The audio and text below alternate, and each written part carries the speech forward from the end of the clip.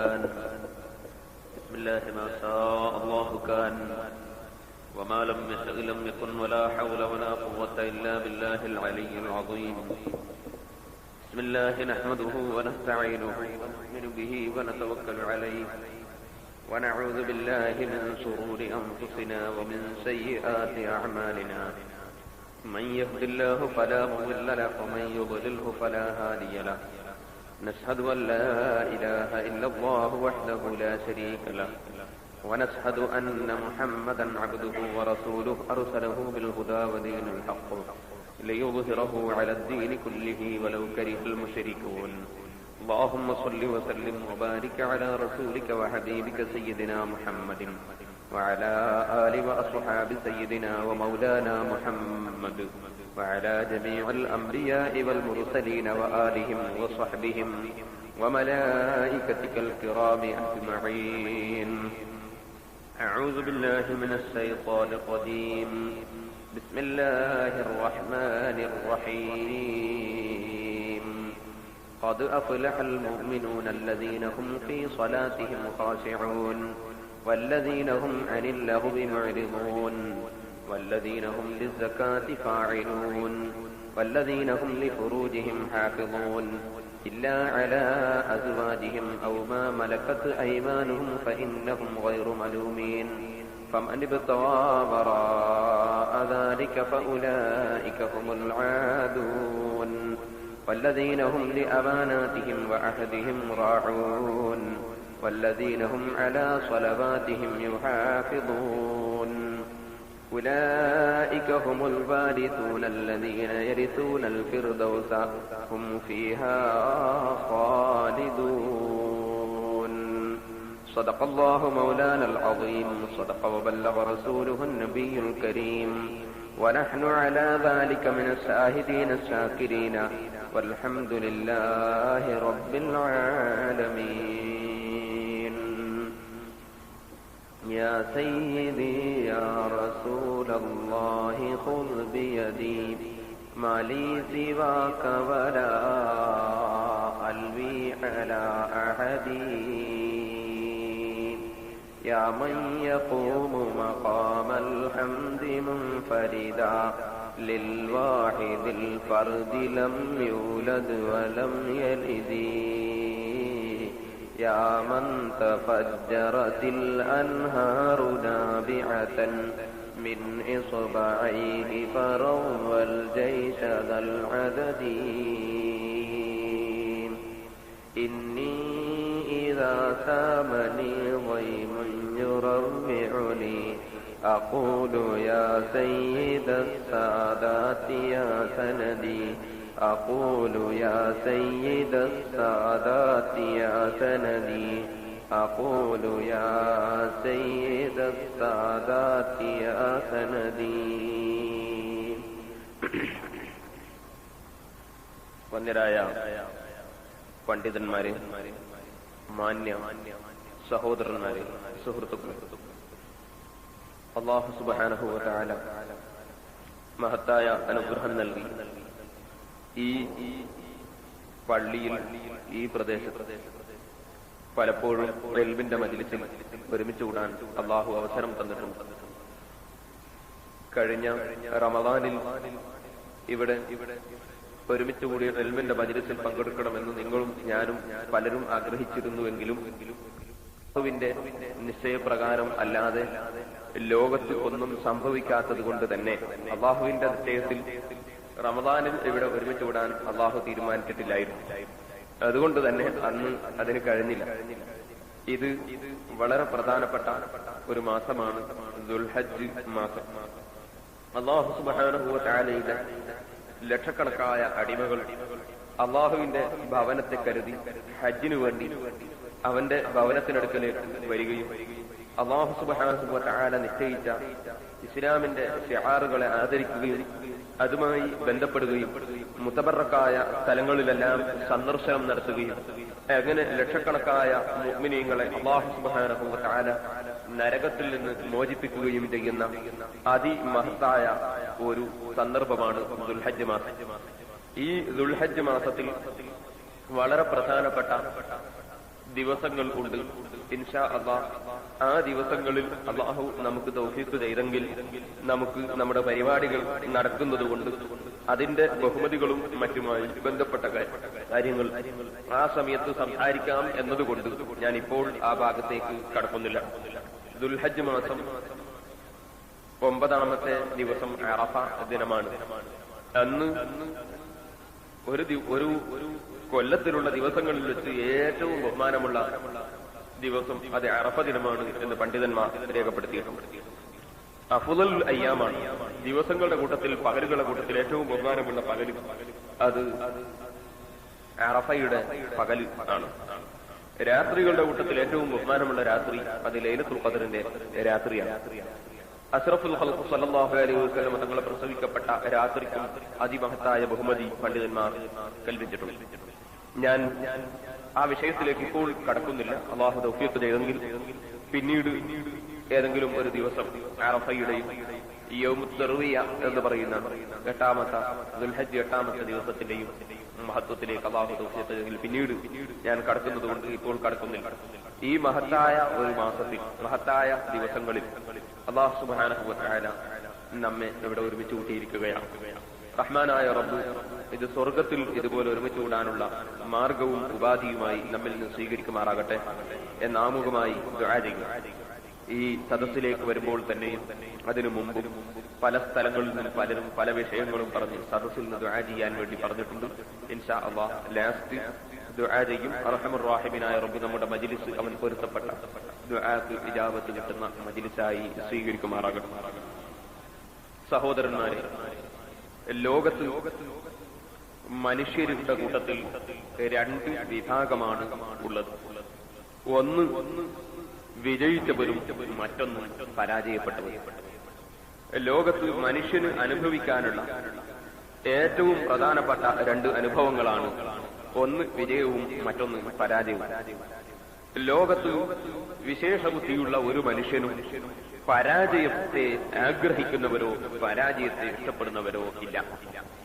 വിജയം പരാജയം ഇങ്ങനെ 2 വിഷയം പരസ്പരം എതിരായി നിൽക്കുന്നു. പരാജയത്തെ ആഗ്രഹിക്കുന്നവരോ ഇഷ്ടപ്പെടുന്നവരോ ഇല്ല. എത്ര പരാജയപ്പെട്ടവരും അവൻ പരാജയപ്പെട്ടു എന്നത് സമ്മതിക്കുകയും ഇല്ല. അത് പരാജയം എന്ന വിഷയത്തോടുള്ള മനുഷ്യന്റെ വിരക്തിയെയാണ് അറിയിക്കുന്നത്. ഏതുപോലെ മനുഷ്യന് ഉണ്ടാകുന്ന 2 വിശേഷണങ്ങളാണ് വിവരവും വിവരക്കേടും, ഇൽമും ജഹലും.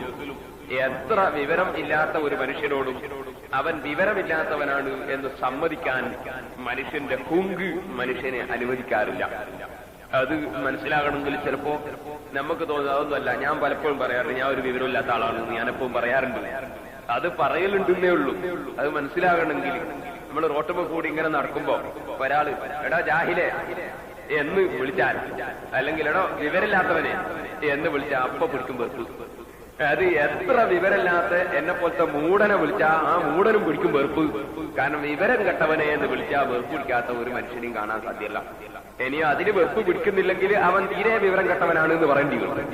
ആ നിലക്ക് വിവരം കെട്ടവരെ എന്ന് വിളിച്ചാൽ ആർക്കും വെറുപ്പ് പിടിക്കുന്നതിന്റെ കാരണം വിവരം ഇല്ലാതിരിക്കുക എന്നതിനെ ആരും സ്വാഗതം ചെയ്യുന്നില്ല, ആരും ഇഷ്ടപ്പെടുന്നില്ല എന്നതാണ് അതിന് കാരണം. ഇതുപോലെ തന്നെയാണ് വിജയം പരാജയം. പരാജയപ്പെടുക എന്നതിനെ ഒരാളും സ്വാഗതം ചെയ്യുന്നില്ല, ഒരാളും അത് ഇഷ്ടപ്പെടുന്നും ഇല്ല. എത്ര പരാജയപ്പെട്ടവരും ഞാൻ വിജയിച്ചു എന്ന് വെറ്റി തീർക്കാനാണ് ശ്രമിക്കുക. ഇത് ഏത് രംഗത്തും അങ്ങനെ തന്നെയാണ്.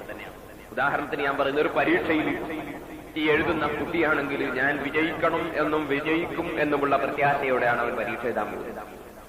അവസാനം പരീക്ഷയിൽ തോറ്റാലോ? പരീക്ഷയിൽ തോറ്റാൽ അവൻ ആ സമയത്ത് കണ്ടുപിടിക്കും എന്തുകൊണ്ട് ഞാൻ തോറ്റു. അതിനെന്തെങ്കിലും ഒരു വജീഹ്, എന്തെങ്കിലും ഒരു ന്യായം. ഒന്നുകിൽ ഞാൻ പരീക്ഷയ്ക്ക് എഴുതാത്തത് കൊണ്ടല്ല, ഹാജർ കുറഞ്ഞത് കൊണ്ടാണ് തോറ്റത് എന്ന് കണ്ടുപിടിക്കും.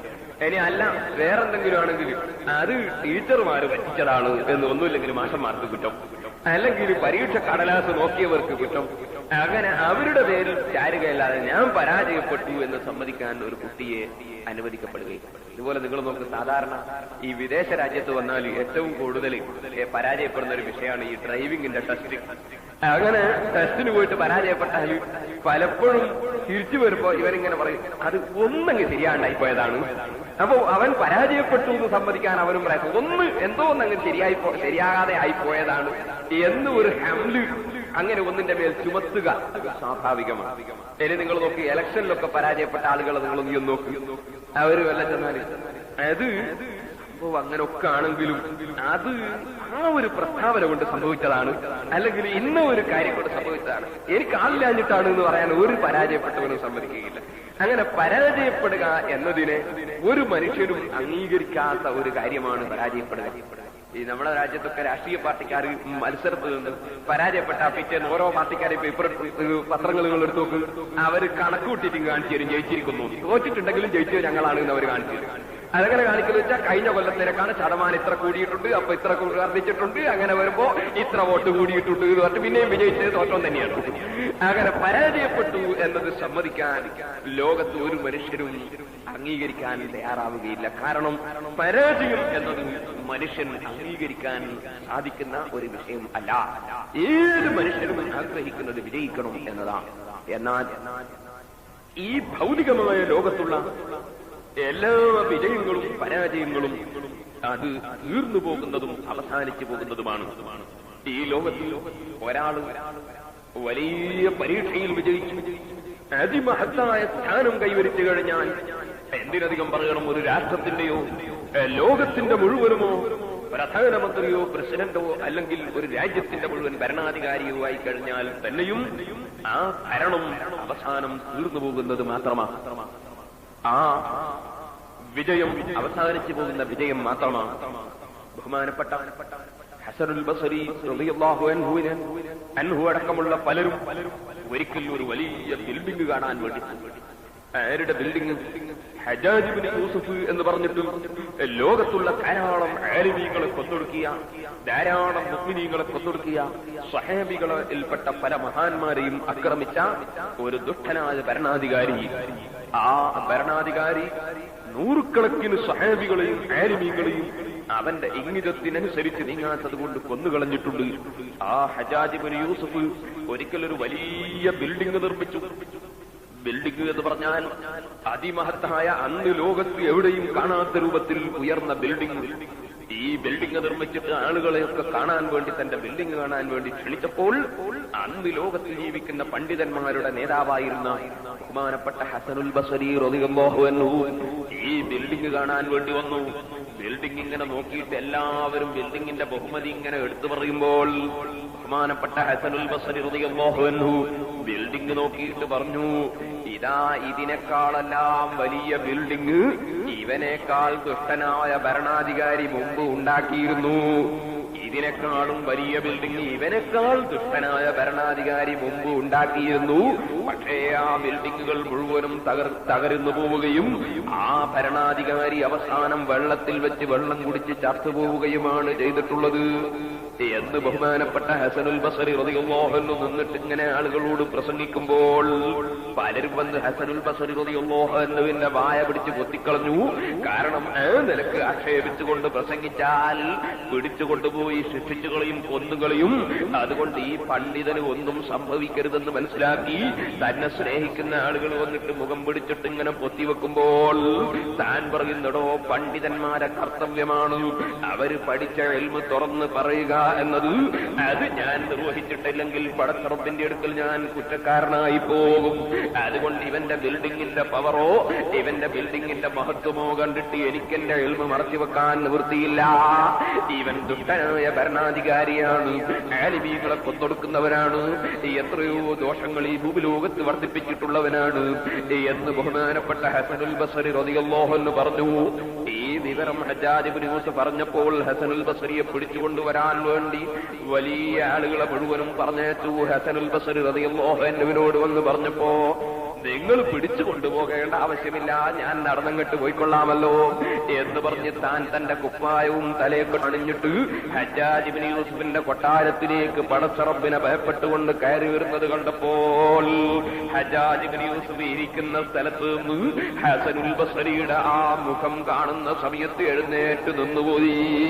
ഹസനുൽ ബസ്രി റളിയല്ലാഹു അൻഹുവിന് ഇരിപ്പടം കൊടുത്തുപോയി. ഒരൊറ്റ അക്ഷരം അങ്ങോട്ട് പറയാൻ കഴിഞ്ഞില്ല. ഞാൻ പറയാൻ കാരണം ഈ ഭൂമിലോകത്തുള്ള വിജയങ്ങളൊന്നും യഥാർത്ഥ വിജയം അല്ല.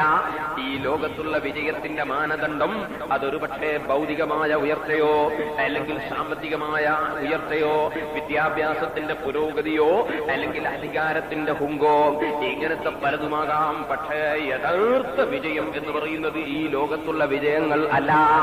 യഥാർത്ഥ വിജയത്തെയാണ് ബഹുമാനപ്പെട്ട ഹസനുൽ ബസ്രി റളിയല്ലാഹു അൻഹു എന്ന് പ്രതിനിധാനം ചെയ്തത്. അതാണ് ലോകത്തുള്ള സാലിഹീങ്ങളെല്ലാം പ്രതിനിധാനം ചെയ്യുന്നത്. ആ വിജയം പരിശുദ്ധ ഖുർആനിൽ അല്ലാഹു എടുത്തു പറയുന്നു. ആരാണ് വിജയിച്ചവർ? ഇപ്പോ ഒരു തെരഞ്ഞെടുപ്പ് നടന്നാൽ ആ തെരഞ്ഞെടുപ്പ് നടന്നിട്ട് 2-3 ദിവസത്തേക്ക് ഇങ്ങനെ ദമ്മിനിടുന്ന ദിവസങ്ങളുണ്ടാവും.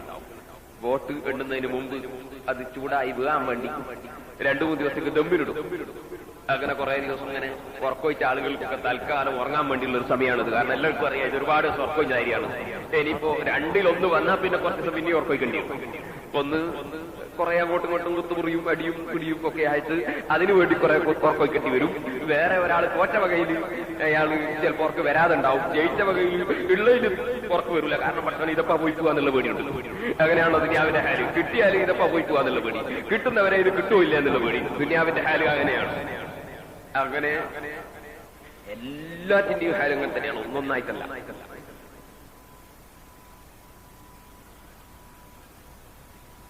ഖനാഅത്ത് എന്ന് പറയുന്ന കാര്യം അഥവാ ഉള്ളത് കൊണ്ട് മതിയാക്കുക എന്ന് പറയുന്ന കാര്യം അല്ലാഹു ഖൽബിൽ കൊടുത്തിട്ടില്ലെങ്കിൽ എപ്പോ നോക്കിയാലും ബേജാറില്ലാത്ത ഒറ്റ സമയം ഉണ്ടാവില്ല. ഇപ്പൊ ചിലരെ കാണാൻ നാട്ടിൽ നിന്ന് എനിക്ക് വിസ കിട്ടാൻ വേണ്ടി ദ്വാരക്കണം എന്നല്ല, ഇങ്ങനെ വിസ കിട്ടാൻ വേണ്ടിയുള്ള ദ്വാരനെ അങ്ങനെ ദ്വാരത്ത് നാട്ടിൽ നിന്ന് കെട്ടിയെത്തിയാല് എനിക്ക് പണി കിട്ടാൻ വേണ്ടി ദ്വാരക്കണം എന്നേ. അങ്ങനെ പണി കിട്ടിയാൽ ഈ പണി നിലനിൽക്കാൻ വേണ്ടി ദ്വാരക്കണം എന്നേ. പിന്നെ ആ പണി ഇങ്ങനെ എടുത്തോണ്ടിരിക്കും ഈ പണിയിൽ കുറച്ചുകൂടി കയറ്റം കിട്ടണം എന്നുള്ളത് കാര്യമായി. അങ്ങനെ ദുനിയാവ് എന്നത് മധുരമുള്ളതും പച്ചയായതുമാണ് എന്ന് അഷ്റഫുൽ ഖൽഖ് സല്ലല്ലാഹു അലൈഹി വസല്ലം തങ്ങൾ പറഞ്ഞു. ഖനാഅത്ത് ഉള്ളത് കൊണ്ട് മതിയാക്കുക എന്ന് പറയുന്ന കാര്യം മനുഷ്യന്റെ ഖൽബിലില്ലെങ്കിൽ അവനൊരു കാലത്ത് മനസ്സമാധാനം ഉണ്ടാവില്ല. അതിരിക്കട്ടെ. അങ്ങനെ ഈ 2-3 ദിവസം ദമ്മിനിട്ടു. പിന്നെ ജയിച്ചതും തോറ്റതും അറിയുന്ന റിപ്പോർട്ട് വായിക്കുന്ന ദിവസമായ എല്ലാ റേഡിയോവിന്റെ മുമ്പിലും എല്ലാ ടെലിവിഷന്റെ മുമ്പിലും ആളുകൾ വലിയ ക്യൂ ആണ്. കാരണം ആരാണ് ജയിച്ചത് ആരാണ് തോറ്റത് എന്നറിയണം. ആരാണ് ജയിച്ചത് ആരാണ് തോറ്റത് എന്നറിയണം. അതിനുവേണ്ടി വലിയ ക്യൂ ആണ്. എന്നാൽ യഥാർത്ഥ വിജയം എവിടെ? ഈ വിജയം യഥാർത്ഥ വിജയം അല്ല. ഞാൻ പറഞ്ഞില്ലേ, വിജയിച്ച മനുഷ്യൻ 2-3 ദിവസം ആഹ്ലാദമൊക്കെ നടത്തി അവൻ സ്ഥാനത്തേക്ക് കയറി വരുമ്പോഴേക്ക് ദുനിയാവിന്റെ വിജയം കൈവച്ചവന്റെ കൽബിൽ പിന്നെ പേടിയായി. പഠിച്ചവനെ എപ്പോഴാണ് ഈ കസേര പോയി പോവുക, എപ്പോഴാണ് ഞാൻ പരാജയപ്പെടുക, എപ്പോഴാണ് എന്നെ മറച്ചിടുക എന്നുള്ള പേടി കൊണ്ട് അവന്റെ കൽബിന് സമാധാനം ഇല്ല. അതേസമയത്ത് തോറ്റ മനുഷ്യൻ 2-3 ദിവസത്തേക്ക് ആരും മുമ്പിലും ഇറങ്ങൂല. അയാൾ ഇങ്ങനെ ഇരുന്നിട്ട് കണക്കൂട്ടാൻ തുടങ്ങും. ഞാൻ ജയിച്ചു എന്ന് വെച്ച് തീർക്കാനുള്ള കണക്കെന്തൊക്കെയാണ്. അങ്ങനെ കണക്കൂട്ടിയിട്ട് അവസാനം ഇയാളൊരു 3-4 ദിവസം കഴിയുമ്പോഴേക്ക് രംഗത്ത് വന്നു, എടാ എന്നെ നാളെ ഇറക്കിത്തരടാ എന്ന് പറഞ്ഞിട്ട് പിന്നെ മറ്റവൻ ഇറക്കാൻ എന്ത് വൈകിട്ട് നോക്കിയിട്ട് ഇയാൾ നടക്കും. ഈ നിലക്കാണ് ദുനിയാവിന്റെ ഹാലുള്ളതെങ്കിൽ യഥാർത്ഥ വിജയം മറ്റൊരാൾക്ക് കസേരയിൽ നിന്ന് പിടിച്ചിറക്കാൻ കഴിയുന്ന വിജയം അല്ല.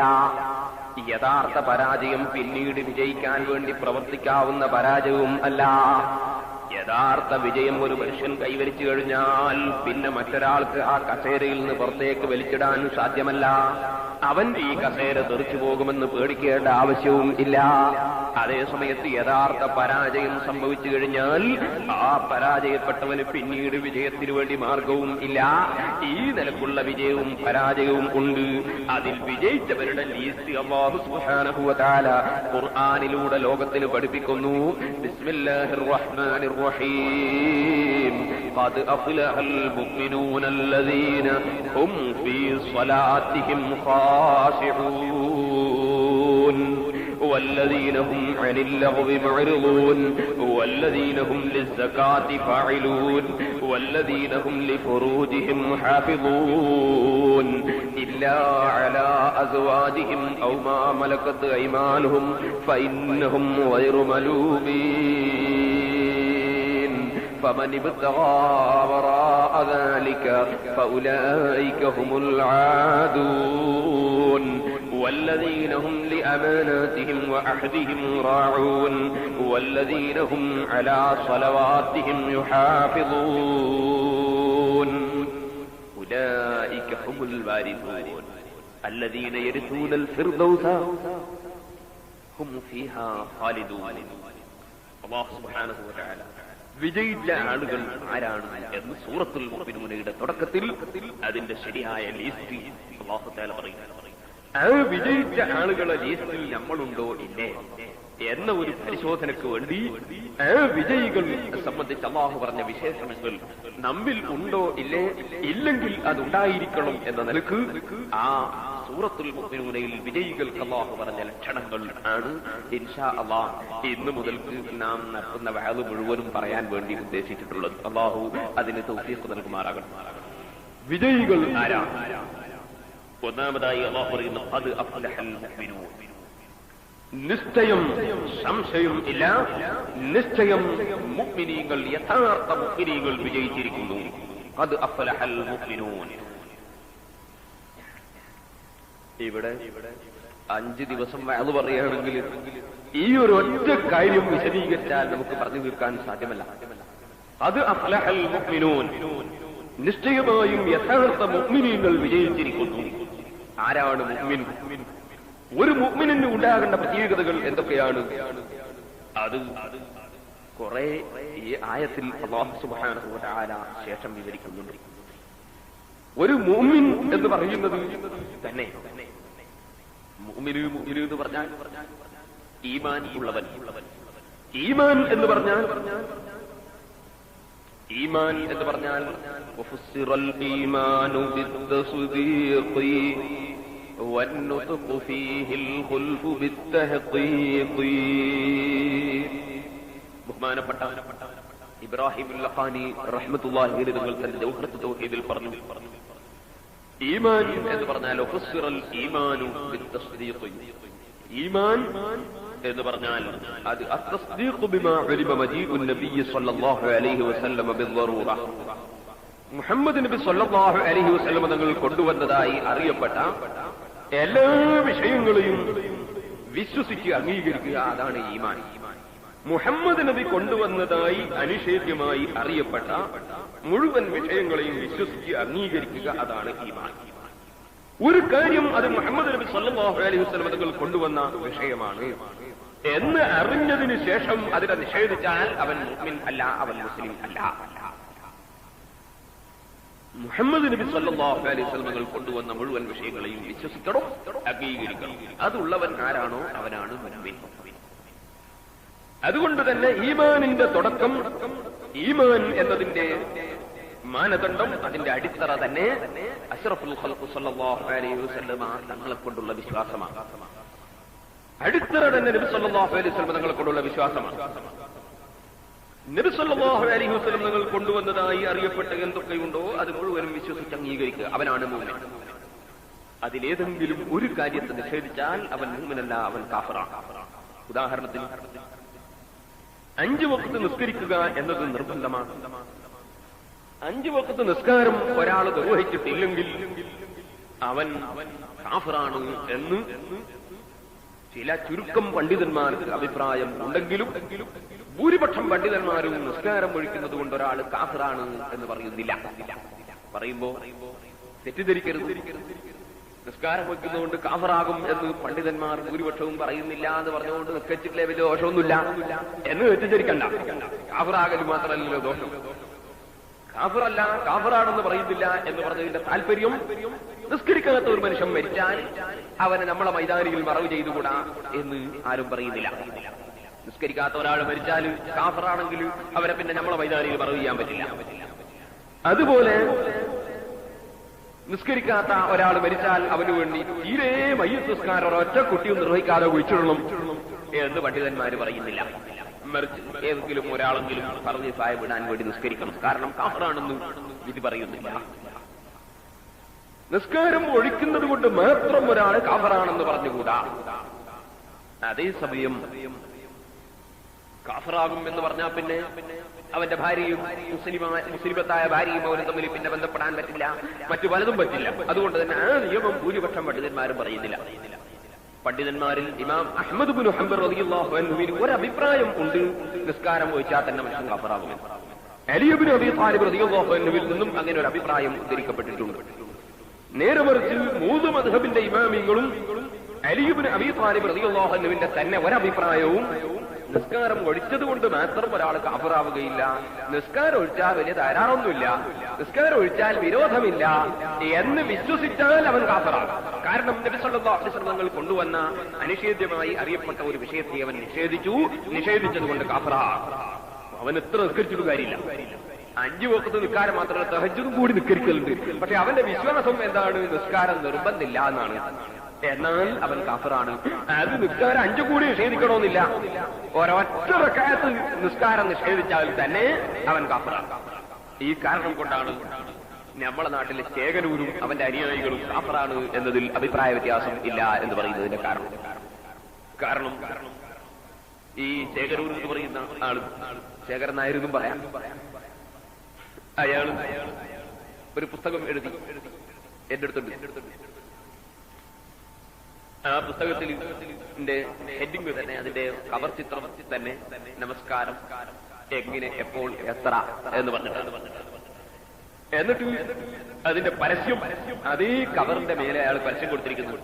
നിസ്കരിച്ച് കഷ്ടപ്പെട്ടവർക്കും കഷ്ടപ്പാടോർത്ത് നിസ്കരിക്കാത്തവർക്കും ഒരുപോലെ ഗുണം ചെയ്യുന്ന ലോക ചരിത്രത്തിലെ ആദ്യത്തെ ഗ്രന്ഥം. അങ്ങനെ നിസ്കരിച്ച് കഷ്ടപ്പെട്ടവർക്കും കഷ്ടപ്പാടോർത്ത് നിസ്കരിക്കാത്തവർക്കും ഒരുപോലെ ഗുണം ചെയ്യുന്ന ലോക ചരിത്രത്തിലെ ആദ്യത്തെ ഗ്രന്ഥം എന്നാണ് അദ്ദേഹം അതിന്റെ പരസ്യം കൊടുത്തത്. അതിൽ അദ്ദേഹം പറയുന്നു, ളുഹർ നിസ്കരിക്കുന്നതും മഗ്രിബ് നിസ്കരിക്കുന്നതും കടുത്ത തെറ്റാണ്. ളുഹർ നിസ്കരിക്കുന്നതും മഗ്രിബ് നിസ്കരിക്കുന്നതും കടുത്ത തെറ്റാണ്. അസർ നിസ്കാരവും ഇശാ നിസ്കാരവും 2 റക്അത്താണ്. സുബഹിയും 2 റക്അത്ത് തന്നെ. പക്ഷെ സുബഹി നിസ്കാരം സൂര്യൻ ഉദിച്ചിട്ടാണ് ചെയ്യേണ്ടത്. ചിലർക്ക് തോന്നും തിരക്കേടില്ല, ഞാൻ രാവിലെ നന്നായിട്ട് പറഞ്ഞാലോ. പക്ഷേ രാവിലെ കിടന്നുറക്കുന്ന പതിവ് മനുഷ്യൻ്റെതല്ല, അത് നായന്റെതാണ്. ലോകത്ത് 2 ജീവികളെ അല്ലാഹു തആല ലോകത്ത് പഠിച്ചത് നിങ്ങൾ നോക്കൂ. ഒന്ന് ആടും, ഒന്ന് നായയും.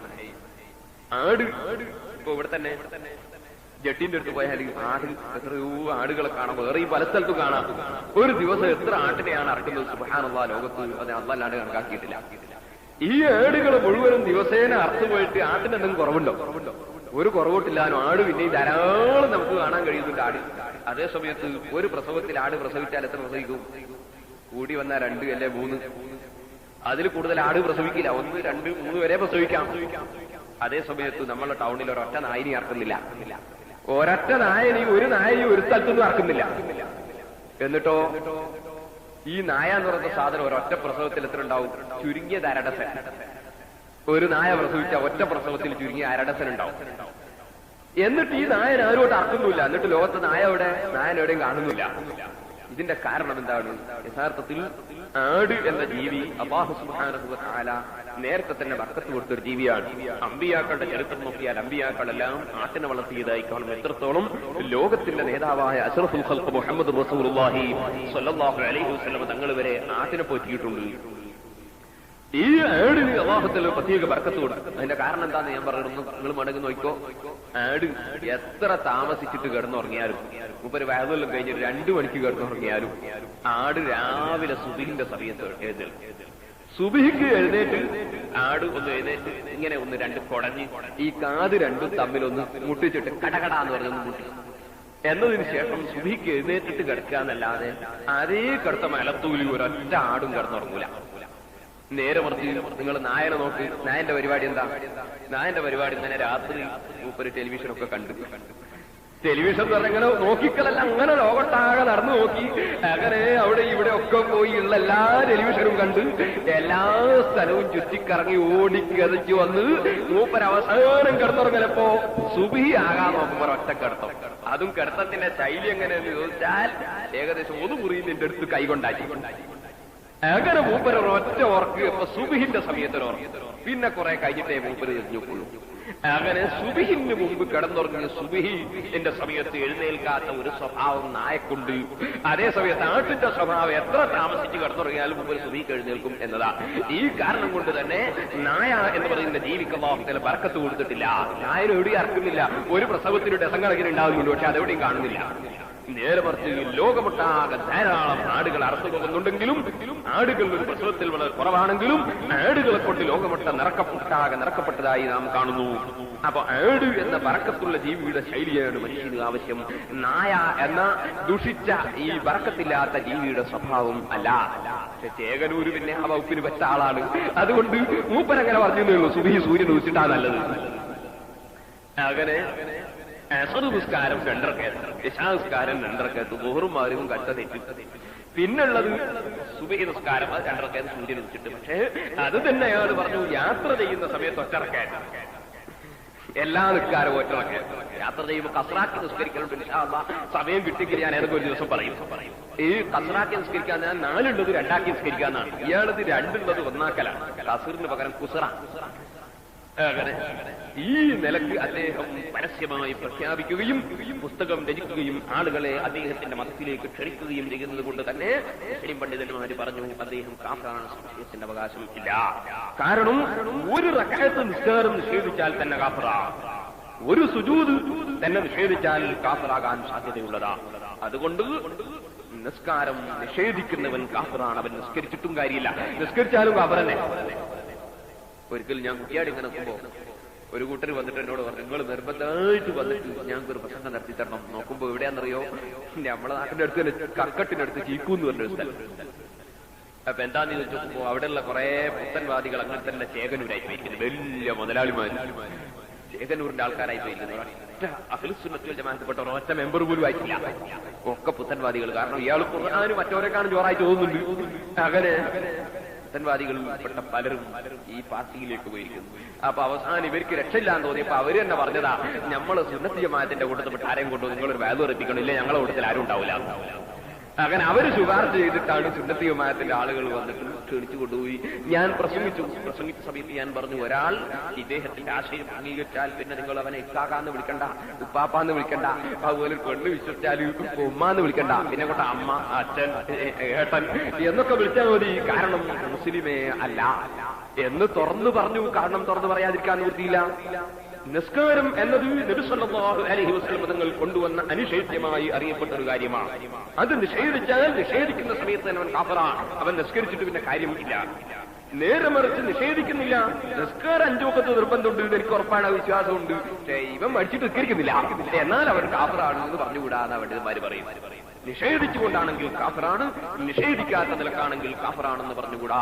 കാരണം ഈമാൻ എന്ന് പറഞ്ഞാൽ തന്നെ മുഹമ്മദ് നബി സല്ലല്ലാഹു അലൈഹി വസല്ലം തങ്ങൾ കൊണ്ടുവന്നതായി അറിയപ്പെട്ട ഒരു വിഷയത്തെ എല്ലാ വിഷയങ്ങളെയും അതെ അവൻ അംഗീകരിച്ച് വിശ്വസിച്ച് അംഗീകരിക്കുന്നതിനാണ് ഈമാൻ എന്ന് പറയുന്നു. ഇത് വെറും നിർബന്ധമായ വിഷയത്തിൽ മാത്രമല്ല, കച്ചവടം ചെയ്യുന്നത് ഹലാലാണ്. ഒരാളൊരൊറ്റ കച്ചവടം ചെയ്തിട്ടില്ലെങ്കിൽ കുറ്റക്കാരനാവും, ഒരു കുറ്റവുമില്ല. ബഹുമാനപ്പെട്ട അബൂ ഹുറൈറ റളിയല്ലാഹു അൻഹു ഒരിക്കൽ പറഞ്ഞു, ഇന്നക്കും തഖൂലൂന അക്സറ അബൂ ഹുറൈറ, അക്സറ അബൂ ഹുറൈറ, നിങ്ങളൊക്കെ പറയുന്നു അബൂ ഹുറൈറ ഒരുപാട് ഇൽമു പ്രചരിപ്പിക്കുന്നു, അബൂ ഹുറൈറ ധാരാളം ഹദീസുകൾ റിപ്പോർട്ട് ചെയ്യുന്നു എന്ന് നിങ്ങൾ എന്നെ സംബന്ധിച്ച് പറയുന്നു. ഇത് വെറുതെ കിട്ടിയതല്ല. മക്കക്കാരായ ആളുകളൊക്കെ കൃഷി കച്ചവടത്തിന് വലിയ മൈൻഡുള്ള ആളുകളാണ്. അങ്ങനെ ബിസിനസ് മൈൻഡുള്ള ആളുകളാണ്, കച്ചവടക്കാരാണ് മക്കക്കാര്. മദീനക്കാര് കൃഷിയുടെ കാര്യത്തിൽ വലിയ ചിന്തയുള്ളവരും കർഷകന്മാരുമാണ്. ഇങ്ങനെ ഓരോരുത്തരും കച്ചവടത്തിനും കൃഷിക്കുമൊക്കെ പോകുമ്പോ ഞാൻ കച്ചവടത്തിനും കൃഷിക്കും ഒന്നും പോയില്ല. ഞാൻ ഉലാസിമു റസൂലുള്ളാഹി സ്വല്ലല്ലാഹു അലൈഹി വസല്ലം, ഞാൻ നബി സ്വല്ലല്ലാഹു അലൈഹി വസല്ലം തങ്ങളെ മുറുകെ പിടിച്ച് ജീവിച്ചു. അല്ലാഹുവിന്റെ റസൂലിന്റെ ചലനങ്ങൾ വീക്ഷിച്ചു. നബി സ്വല്ലല്ലാഹു അലൈഹി വസല്ലം തങ്ങളെ കൂടെ തന്നെ ജീവിച്ചു. ഞാനൊരു കച്ചവടത്തിനും പോയില്ല, കൃഷിക്കും പോയില്ല. പിന്നെ ഞാനെങ്ങനെ ഭക്ഷണമൊക്കെ കഴിച്ചത് നിങ്ങൾക്ക് സംശയം ഉണ്ടാവും. അത് നബി സ്വല്ലല്ലാഹു അലൈഹി വസല്ലം തങ്ങൾക്ക് ആളുകൾ ഹദിയയായി ഭക്ഷണങ്ങൾ കൊണ്ടു കൊടുക്കുമ്പോൾ അതിൽ നിന്ന് എനിക്കും തരും. അത് കിട്ടിയിട്ട് തിന്നിട്ട് ഇങ്ങനെ ഞാൻ ജീവിച്ചു. അങ്ങനെ ഉസ്താദിന് കൊണ്ടുവരുന്ന ഭക്ഷണം കഴിച്ച് ജീവിച്ച ശിഷ്യനാണ്. അങ്ങനെ നബി സ്വല്ലല്ലാഹു അലൈഹി വസല്ലം തങ്ങളോടുകൂടെ ഞാൻ ജീവിക്കുന്നതിനിടയിൽ ഒരു സംഭവം ഉണ്ടായി. ഒരു ദിവസം നബി സ്വല്ലല്ലാഹു അലൈഹി വസല്ലം തങ്ങൾ സംസാരിക്കുന്ന സമയത്ത് പറഞ്ഞു, ഇതാ ഞാൻ ഈ പ്രസംഗിക്കുന്ന സമയത്ത് നിങ്ങളിൽപ്പെട്ട ആരെങ്കിലും ഒരാള് ഒരു വസ്ത്രം അദ്ദേഹത്തിന് എന്റെ മുമ്പിൽ, എന്റെ സദസ്സിന്റെ മുമ്പിൽ വിരിക്കുകയും അല്പം കഴിഞ്ഞിട്ട് എന്റെ പ്രസംഗം കഴിഞ്ഞാൽ ആ വസ്ത്രം എടുത്ത് അവന്റെ നെഞ്ഞിലേക്ക് കൂട്ടിവെക്കുകയും ചെയ്താൽ അവൻ ജീവിതത്തിൽ എന്നെ വാക്കിൽ നിന്ന് ഞാൻ പറയുന്നതായി കേട്ടതിൽ നിന്ന് ഒന്നും മറന്നു പോകുന്നതല്ല. അങ്ങനെ നബി സ്വല്ലല്ലാഹു അലൈഹി വസല്ലം തങ്ങൾ പറഞ്ഞപ്പോൾ ഞാൻ അതിന്റെ ശാസ്ത്രീയ വശമൊന്നും ചിന്തിച്ചില്ല. ശാസ്ത്രീയമായി ചിന്തിക്കുമ്പോൾ എന്താ ഉള്ളത്? ഒരു തുണി എടുത്തിട്ട് മുമ്പിൽ വിരിച്ച് കുറച്ചേരം കൈമാട്ട് കഴിഞ്ഞത്തേക്ക് വെച്ച് അതുകൊണ്ടൊന്നും മറന്നുപോയില്ല എന്ന് പറഞ്ഞാൽ ശാസ്ത്രീയമായി ചിന്തിക്കുമ്പോൾ നേരത്തെ തുണിയെ നെലിപ്പുള്ളത് ഒന്നുമില്ല. ഏതുപോലെ നമ്മളെ കുറ്റിയാടിയൊക്കെ ഉണ്ട് ചില ആളുകൾ. എന്തൊക്കെ രോഗമായാലും എങ്ങനെ ആയത്തുൽ കുർസി എഴുതിയിട്ട് കുടിക്കും. ആയത്തുൽ കുർസി എഴുതിയിട്ട് ജീരകത്തിന്റെ വെള്ളം കൊണ്ടോ മറ്റോ മാറ്റിട്ട് കുടിക്കും. അല്ലെങ്കിൽ വേറെ എന്തെങ്കിലും ആയത്ത് എഴുതിയിട്ട് കുടിക്കും. അങ്ങനെ ചെയ്യുന്ന ആളുകൾ. ചിലര് അത് എഴുതാൻ വേണ്ടിയുള്ള പ്ലേറ്റ് ഇങ്ങനെ തുണിയിൽ ചിരുത്തിയിട്ട് കൊണ്ടുപോകും. വേറെ ചിലര് ബാഗിൽ വെച്ചിട്ട് കൊണ്ടുപോകും. കാരണം പുറത്ത് ആളുകൾ അറിയരുതെന്ന് വിചാരിക്കുന്ന ആളുകൾ അവര് ബാഗിൽ വെച്ച് കൊണ്ടുപോകും. അല്ലാത്തവർ തുണിയിൽ ചിരുത്തിയിട്ട് കൊണ്ടുപോകും. എന്നിട്ട് ഖുർആനിലെ ആയത്ത് എഴുതിയിട്ട് കൊടുക്കും. ബഹുമാനപ്പെട്ട ഇസ്മാഈൽ ഇബ്നു കസീർ റഹ്മത്തുള്ളാഹി അലൈഹി തങ്ങൾ തന്റെ തഫ്സീറിൽ അങ്ങനെ അലി ഇബ്നു അബീ ത്വാലിബ് റളിയല്ലാഹു അൻഹു ഇങ്ങനെ എഴുതിയിട്ട് മാച്ച് കുടിക്കാൻ വേണ്ടി കൽപ്പിച്ചതായി ഒരു സംഭവം റിപ്പോർട്ട് ചെയ്തിട്ടുണ്ട്. അതുപോലെ ഇബ്നു തൈമിയ്യത്തുൽ ഹംബലി തന്റെ ഫതാവയിലും വസാലത്തുൽ ഖുർആൻ എഴുതിയിട്ടുള്ള വെള്ളം കുടിക്കുന്നത് കൊണ്ട് ശിഫ ഉണ്ടാകും എന്ന് രേഖപ്പെടുത്തിയിട്ടുണ്ട്. അങ്ങനെ പലരും രേഖപ്പെടുത്തിയിട്ടുണ്ട്. ഞാൻ അതിന്റെ തെളിവുകളിലേക്ക് ഇപ്പോൾ കടക്കുകയല്ല. യഥാർത്ഥത്തിൽ നമ്മൾ ചിന്തിക്കുമ്പോൾ നേരത്തെ ജീരകത്തിന്റെ വെള്ളം തന്നെ അല്ലെങ്കിൽ നേരത്തെ മഷിയൻ നല്ലത്. ഇത് എഴുതിയിട്ടായാലും ആ മഷിയൻ തന്നെ. ആ മഷിയന്നെ എഴുതാണ്ട് ആക്കിയും കുടിച്ചാൽ പോലെ എന്ന് ചിലപ്പോ നമുക്ക് തോന്നിപ്പോകും. പക്ഷേ ആ തോന്നൽ ഭൗതികമായ ചിന്തയാണ്. ആത്മീയമായ ഒരു കാര്യം അതിന്റെ പിന്നിലുണ്ട്. അല്ലാഹുവിന്റെ ഖുർആൻ എഴുതുമ്പോൾ റഹ്മാനായ റബ്ബ് ആ എഴുതിയിട്ട് മേച്ച വെള്ളത്തിന് ബർക്കത്ത് കൊടുക്കുന്നുണ്ട്, ശിഫ കൊടുക്കുന്നുണ്ട്. ഏതുപോലെ എന്നറിയാമോ? അത് ബഹുമാനമുള്ള എല്ലാ വസ്തുവിനും വിഷയത്തിലും ഉണ്ട്. നബി സല്ലല്ലാഹു അലൈഹി വസല്ലം തങ്ങൾ ഹജ്ജത്തുൽ വദാഇന്റെ ദിവസം അവിടുന്ന് തഹല്ലുലാകുമ്പോൾ മുടി കളഞ്ഞു. എന്നിട്ട് മുടിയുടെ കഷ്ണം സഹാബത്തിന് വിതരണം ചെയ്തു. അബൂ തൽഹ റളിയല്ലാഹു അൻഹുവിനെ അടുത്ത് വിളിച്ചിട്ട് അബൂ തൽഹ റളിയല്ലാഹു അൻഹുവിന്റെ കയ്യിൽ മുടിന്റെ കഷ്ണങ്ങൾ കൊടുത്തു. എന്നിട്ട് പറഞ്ഞു, യഖ്സിംഹു ബൈനന്നാസ്, അബൂ തൽഹ എന്റെ മുടിയുടെ കഷ്ണം നീ സഹാബികൾക്ക് വിതരണം ചെയ്യണം.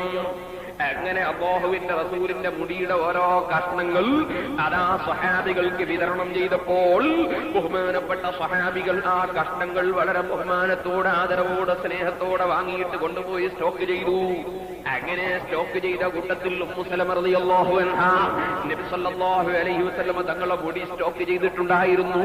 അത് സ്റ്റോക്ക് ചെയ്തത് എങ്ങനെയാണ്? ഫീ ജുൽജുലിൻ മിൻ ഫിദ്ദത്തിൻ. ഇമാം ബുഖാരി റിപ്പോർട്ട് ചെയ്യുന്ന ഹദീസിൽ കാണും, ഫീ ജുൽജുലിൻ മിൻ ഫിദ്ദത്തിൻ, വെള്ളിയുടെ ചിപ്പി ഉണ്ടാക്കിയിട്ട് ആ ചിപ്പിയിലാണ് അല്ലാഹുവിന്റെ റസൂലിന്റെ മുടി സ്റ്റോക്ക് ചെയ്തിട്ടുള്ളത്. ആ മുടി എപ്പോഴാണ് കെടുക്കാറുള്ളതെന്നറിയോ? ഇദാ അസാബത്തുഹു ഐനുൻ ഔ ശൈഉൻ, അതാ സ്വഹാബികളെ കൂട്ടത്തിൽ താബീകളെ കൂട്ടത്തിൽ ആർക്കെങ്കിലും കണ്ണേറ് സംഭവിച്ചാൽ, കണ്ണേറ് പറ്റുക എന്ന് നമ്മൾ മുമ്പൊക്കെ പറയാറുണ്ടല്ലോ, അത് അല്ലാഹുവിന്റെ റസൂൽ അംഗീകരിച്ച കാര്യമാണ്. അൽ ഐനു ഹഖ്ഖുൻ ഇദാ വഖദ് ഖീല ഇന്നൽ ഐന ഹഖ്ഖുൻ മിനൻ നബി വകം സാറ മിൻ ഇൻസാനിൻ ബിൽ ഐനി ഫിൽ ഖബ്രി. അക്സാബത്തിൽ പറഞ്ഞില്ലേ, നബി സല്ലല്ലാഹു അലൈഹി വസല്ലം തങ്ങളിൽ നിന്ന് റിപ്പോർട്ട് വന്നിട്ടുള്ളതാണ്, കണ്ണേറ് എന്ന് പറയുന്ന കാര്യം ഉള്ളത് തന്നെയാണ്. എത്രത്തോളം ചോദിച്ചാൽ അതിപ്പോ പറഞ്ഞാൽ അത്രയോ നീണ്ടുപോകും. നബി സല്ലല്ലാഹു അലൈഹി വസല്ലമ തങ്ങളെ കാലത്ത് ഒരാൾ ഇങ്ങനെ കുളിക്കുകയാണ്. കുളിമുറിന്ന് കുളിക്കുമ്പോ പുറത്തുനിന്ന് ഒരാൾ എന്നും എനിക്കൊന്ന് നോക്കുമ്പോ നല്ല ശരീരം, വെളുത്ത് നാല കാഴ്ചക്കുള്ള ശരീരം. അപ്പൊ ഇയാളെന്ന് പറഞ്ഞു, ഇതുപോലത്തെ ഒരു തടി ഞാൻ ഇതുവരെ കണ്ടിട്ടില്ല. സുബ്ഹാനല്ലാഹ്, ബോധമില്ലാതെയായി, കുളിക്കുന്ന ആൾക്ക് ബോധമില്ലാതെയായി. നബി സല്ലല്ലാഹു അലൈഹി വസല്ലം തങ്ങളോട് വന്ന് കംപ്ലൈന്റ് പറഞ്ഞപ്പോ യഥാർത്ഥത്തിൽ അങ്ങനെ മനസ്സിൽ സന്തോഷമുള്ള ഒരു കാര്യം കണ്ടാൽ ബർക്കത്തിന് വേണ്ടി ദ്വാരക്കാൻ വേണ്ടി, ഒരാൾ നല്ല ഉഷാറാന്ന് കണ്ടാൽ കണ്ണു വെക്കുകയല്ല വേണ്ടത്, ബർക്കത്തിന് വേണ്ടി ദ്വാരക്കാണ് വേണ്ടത്. അങ്ങനെ ഇയാൾ പറഞ്ഞപ്പോ നബി സല്ലല്ലാഹു അലൈഹി വസല്ലം നിങ്ങൾ പറഞ്ഞു, അതിന് ചികിത്സ ഉണ്ട്. ചികിത്സ എന്താന്ന് ചോദിച്ചാൽ അതിന്റെ ചികിത്സയാണ് കണ്ണു വെച്ച മനുഷ്യന്റെ മുഖവും കയ്യും അതുപോലെ തുണിന്റെ ചോടയൊക്കെ ഒന്ന് കഴുകുക. ആ കഴുകിയ വെള്ളം കൊണ്ടുപോയിട്ട് കണ്ണു പറ്റി അവന്റെ ശരീരത്തിൽ കുടയുകയും അവരെ കുളിപ്പിക്കുകയും ചെയ്യാം. ഇവൻ കൈകാൻ കൊടുക്കും, ഇവൻ കഴുകിയിട്ട് കൊടുക്കണം, അതിന് സഹായിച്ചു കൊടുക്കണം എന്ന് നബി സല്ലല്ലാഹു അലൈഹി വസല്ലം ഹദീസിൽ നിർദ്ദേശം നൽകിയിട്ടുണ്ട്. ഒരുത്തന് ഒരാൾക്ക് കണ്ണുണ്ടെങ്കിൽ ഈ കണ്ണനായ മനുഷ്യൻ എന്ത് ചെയ്യണം? അവൻ മറ്റവന് കഴുകിക്കൊടുക്കല് അല്ലാഹുവിന്റെ റസൂൽ അവരോട് നിർദ്ദേശിച്ചിട്ടുള്ള ചിലർക്ക് ഉണ്ടാകുന്നതാണ്. നഞ്ഞിപ്പ് എന്ത് ചെയ്യാനാ? അപ്പൊ അവൻ മറ്റവരെ സഹായിക്കണം. ഇവൻ കണ്ണു വെച്ചാൽ ഇവരെന്ത് ചെയ്യണം? അവന്റെ ശരീരം കഴുകിയിട്ട് മറ്റവർ കുളിപ്പിക്കാൻ വേണ്ടി വെള്ളം കൊടുക്കണം, അവനൊക്കെ മേലെ കുടയാൻ വേണ്ടി വെള്ളം കൊടുത്തേക്കണം എന്ന് നബി സല്ലല്ലാഹു അലൈഹി വസല്ലം തങ്ങളുടെ നിർദ്ദേശമാണ്. അങ്ങനെ കൊടുത്തു. അങ്ങനെ ചെയ്തപ്പോ മറ്റേ ആൾ തെളിയുകയും ചെയ്തു. അപ്പൊ കണ്ണ് എന്നത് ഉള്ളതാണ്, അല്ലാഹുവിന്റെ റസൂൽ അത് അംഗീകരിച്ചിട്ടുള്ളതുമാണ്. അങ്ങനെ കണ്ണേറ് പറ്റിയാൽ സ്വഹാബത്ത് ചെയ്യുന്ന ഒരു കാര്യമാണ്, ഇദാ അസാബത്തുഹു ഐനുൻ ഔ ശൈഉൻ. ഇമാം ബുഖാരി റിപ്പോർട്ട് ചെയ്യുന്നു, കണ്ണേറ് പറ്റിയാൽ ഔ ശൈഉൻ അല്ലെങ്കിൽ വേറെന്തെങ്കിലും രോഗം സംഭവിച്ചാൽ സ്വഹാബികൾ ചെയ്യുന്ന ഒരു കാര്യമാണ്. ഉമ്മു സലമ റളിയല്ലാഹു അൻഹയെ പോലെ അല്ലാഹുവിന്റെ റസൂലിന്റെ മുടി സ്റ്റോക്ക് ചെയ്ത ആളുകൾ എടുത്തു പോയിട്ട് ഒരു പാത്രത്തിൽ ഒരു കോപ്പയിൽ വെള്ളവും കൊണ്ടുപോകും. അങ്ങനെ ചെന്നാൽ ആ മുടി എടുത്തു കൊണ്ടുവന്നിട്ട് അവർ വെള്ളത്തിലിടും. എന്നിട്ട് വെള്ളത്തിലിട്ട് അങ്ങോട്ടും ഇങ്ങോട്ടും ഇളക്കിയതിനു ശേഷം എന്ന് ഇമാം ബുഖാരി റിപ്പോർട്ട് ഹദീസിൽ കാണും, വെള്ളത്തിലിട്ട് കളകളാന്ന് പറയിച്ചു. അങ്ങനെ അങ്ങോട്ടും ഇങ്ങോട്ടും വെള്ളത്തിലിട്ട് അനക്കിയതിനു ശേഷം ആ വെള്ളം രോഗം സുഖപ്പെടാൻ വേണ്ടി, കണ്ണേറ് നീങ്ങാൻ വേണ്ടി സഹാബത്ത് കുടിക്കാറുണ്ട്. നിങ്ങൾ ആലോചിച്ചു, നേരത്തെ മുടിയിടുന്നതിന് മുമ്പുള്ള വെള്ളം തന്നെ ഇത്. പക്ഷേ അത് അല്ലാഹുവിന്റെ റസൂലിന്റെ മുടിയുടെ ബർക്കത്താണ്. ഇതുപോലെ അല്ലാഹുവിന്റെ റസൂലിന്റെ കുപ്പായവും സഹാബത്ത് അങ്ങനെ ചെയ്യാറുണ്ട്. ആയിഷ റളിയല്ലാഹു അൻഹാ പറഞ്ഞതായി കാണാം. ഇമാം മുസ്ലിം റളിയല്ലാഹു അൻഹു റിപ്പോർട്ട് ചെയ്യുന്ന ഹദീസ്, നബി സല്ലല്ലാഹു അലൈഹി വസല്ലം തങ്ങൾ അവിടുന്ന് ആയിഷ റളിയല്ലാഹു അൻഹ ഒരു ദിവസം ഒരു കുപ്പായം കൈപ്പിടിച്ച് ഇങ്ങോട്ട് പുറത്തു വന്നിട്ട് പറഞ്ഞു, ഹാദിഹി ജുബ്ബത്തു റസൂലില്ലാഹി, ഇത് റസൂലുള്ളാഹി സ്വല്ലല്ലാഹു അലൈഹി വസല്ലം തങ്ങളുടെ ജുബ്ബ കുപ്പായമാണ്. ഇത് അല്ലാഹുവിന്റെ റസൂൽ വഫാത്തായപ്പോൾ എന്റെ ജ്യേഷ്ഠത്തി അസ്മാ റളിയല്ലാഹു അൻഹയാണ് ഇത് പറയുന്നത്. എന്റെ അനുജത്തി ആയിഷ റളിയല്ലാഹു അൻഹയുടെ കയ്യിലായിരുന്നു ഈ കുപ്പായം ഉണ്ടായിരുന്നത്. അസ്മാ റളിയല്ലാഹു അൻഹ ആയിഷ റളിയല്ലാഹു അൻഹയുടെ ജ്യേഷ്ഠത്തിയാണ്, സിദ്ദീഖുൽ അക്ബർ റളിയല്ലാഹു അൻഹുവിന്റെ മകളാണ്, മഹദിയാണ്. കുപ്പായം കയ്യിൽ പിടിച്ച് പുറത്തേക്ക് വന്നിട്ട് പറയുന്നത്, ഹദിഹി ജുബ്ബത്തു റസൂലില്ലാഹി, ഇത് റസൂലുള്ളാഹിന്റെ ജുബ്ബ കുപ്പായമാണ്, ഇത് റസൂലുള്ളാഹിന്റെ കുപ്പായമാണ്. ഈ കുപ്പായം അല്ലാഹുവിന്റെ റസൂൽ വഫാത്തായപ്പോൾ എന്റെ അനുജത്തി ആയിഷ റളിയല്ലാഹു അൻഹയുടെ കയ്യിലായിരുന്നു. ഫലമ്മാ ഖബിലത്ത് ഖബിൽതുഹാ, ആയിഷ റളിയല്ലാഹു അൻഹ വഫാത്തായപ്പോൾ ഞാൻ ആ കുപ്പായം കൈവശപ്പെടുത്തിയിരിക്കുന്നു. നഹ്നു നഗ്സിലുഹാ ലിൽ മർളാ നസ്തശ്ഫീ ബിഹാ, ഈ കുപ്പായം കഴുകിയിട്ട് അതിന്റെ വെള്ളം രോഗം സുഖപ്പെടാൻ വേണ്ടി സ്വഹാബികളായ ഞങ്ങൾ ഉപയോഗിക്കാറുണ്ട് എന്ന് സിദ്ദീഖ് റളിയല്ലാഹു അൻഹുവിന്റെ മകളായ അസ്മാ റളിയല്ലാഹു അൻഹ പറയുന്നു. അപ്പൊ നബി സല്ലല്ലാഹു അലൈഹി വസല്ലം തങ്ങളെ കുപ്പായം കഴുകിയ വെള്ളം കൊണ്ട് രോഗശമനം തേടുന്നു. അല്ലാഹുവിന്റെ റസൂലിന്റെ മുടി കഴുകിയ വെള്ളം കൊണ്ട് രോഗശമനം തേടുന്നു. അതൊക്കെ സ്വഹാബത്തിന്റെ പതിവാണ്. വെള്ളം ആദ്യത്ത് തന്നെയല്ലേ എന്ന് പറഞ്ഞിട്ട് കാര്യമില്ല. ബറക്കത്തുള്ള സാധനങ്ങളുമായി ബന്ധപ്പെടുമ്പോൾ വെള്ളത്തിന് പ്രത്യേകതയുണ്ട്. അവിടെ നമ്മുടെ ശാസ്ത്രീയമായ ചിന്തക്ക് അവിടെ വിലയില്ല, ആത്മീയമായ ചിന്തയാണ്. ഈ കാരണം കൊണ്ട് തന്നെയാണ് സഹോദരന്മാരെ, ബഹുമാനപ്പെട്ട നബിയുല്ലാഹി യൂസുഫ് അലൈഹിസ്സലാം, യൂസുഫ് നബി അലൈഹിസ്സലാമിന്റെ പിതാവ് യാക്കൂബ് നബി അലൈഹിസ്സലാമിന് കണ്ണിന് അതാ മകനെ കാണാത്ത വേദന കൊണ്ട് കരഞ്ഞ് കരഞ്ഞ് കരഞ്ഞ് അങ്ങനെ യാക്കൂബ് നബി അലൈഹിസ്സലാമിന്റെ 2 കണ്ണിനും കാഴ്ച നഷ്ടപ്പെട്ടു പോയി. ആ കാഴ്ച തിരിച്ചു കിട്ടിയത് എങ്ങനെയാണ്? അങ്കമാലി കൊണ്ടുപോയി ഓപ്പറേഷൻ നടത്തിയിട്ടല്ല, മറ്റേതെങ്കിലും ഐ സ്പെഷ്യലിസ്റ്റിന് കാണിച്ചിട്ടല്ല, പിന്നെയോ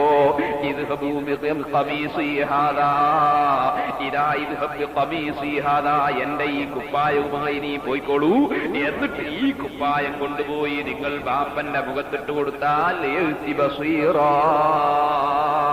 ബാപ്പക്ക് കണ്ണിന് കാഴ്ച കിട്ടുമെന്ന് ബഹുമാനപ്പെട്ട യൂസുഫ് നബി അലൈഹിസ്സലാം പറഞ്ഞു. യൂസുഫ് നബി അലൈഹിസ്സലാമിന്റെ കുപ്പായം കൊണ്ടുപോയി യാക്കൂബ് നബി അലൈഹിസ്സലാമിന്റെ മുഖത്തിട്ട് കൊടുക്കുമ്പോൾ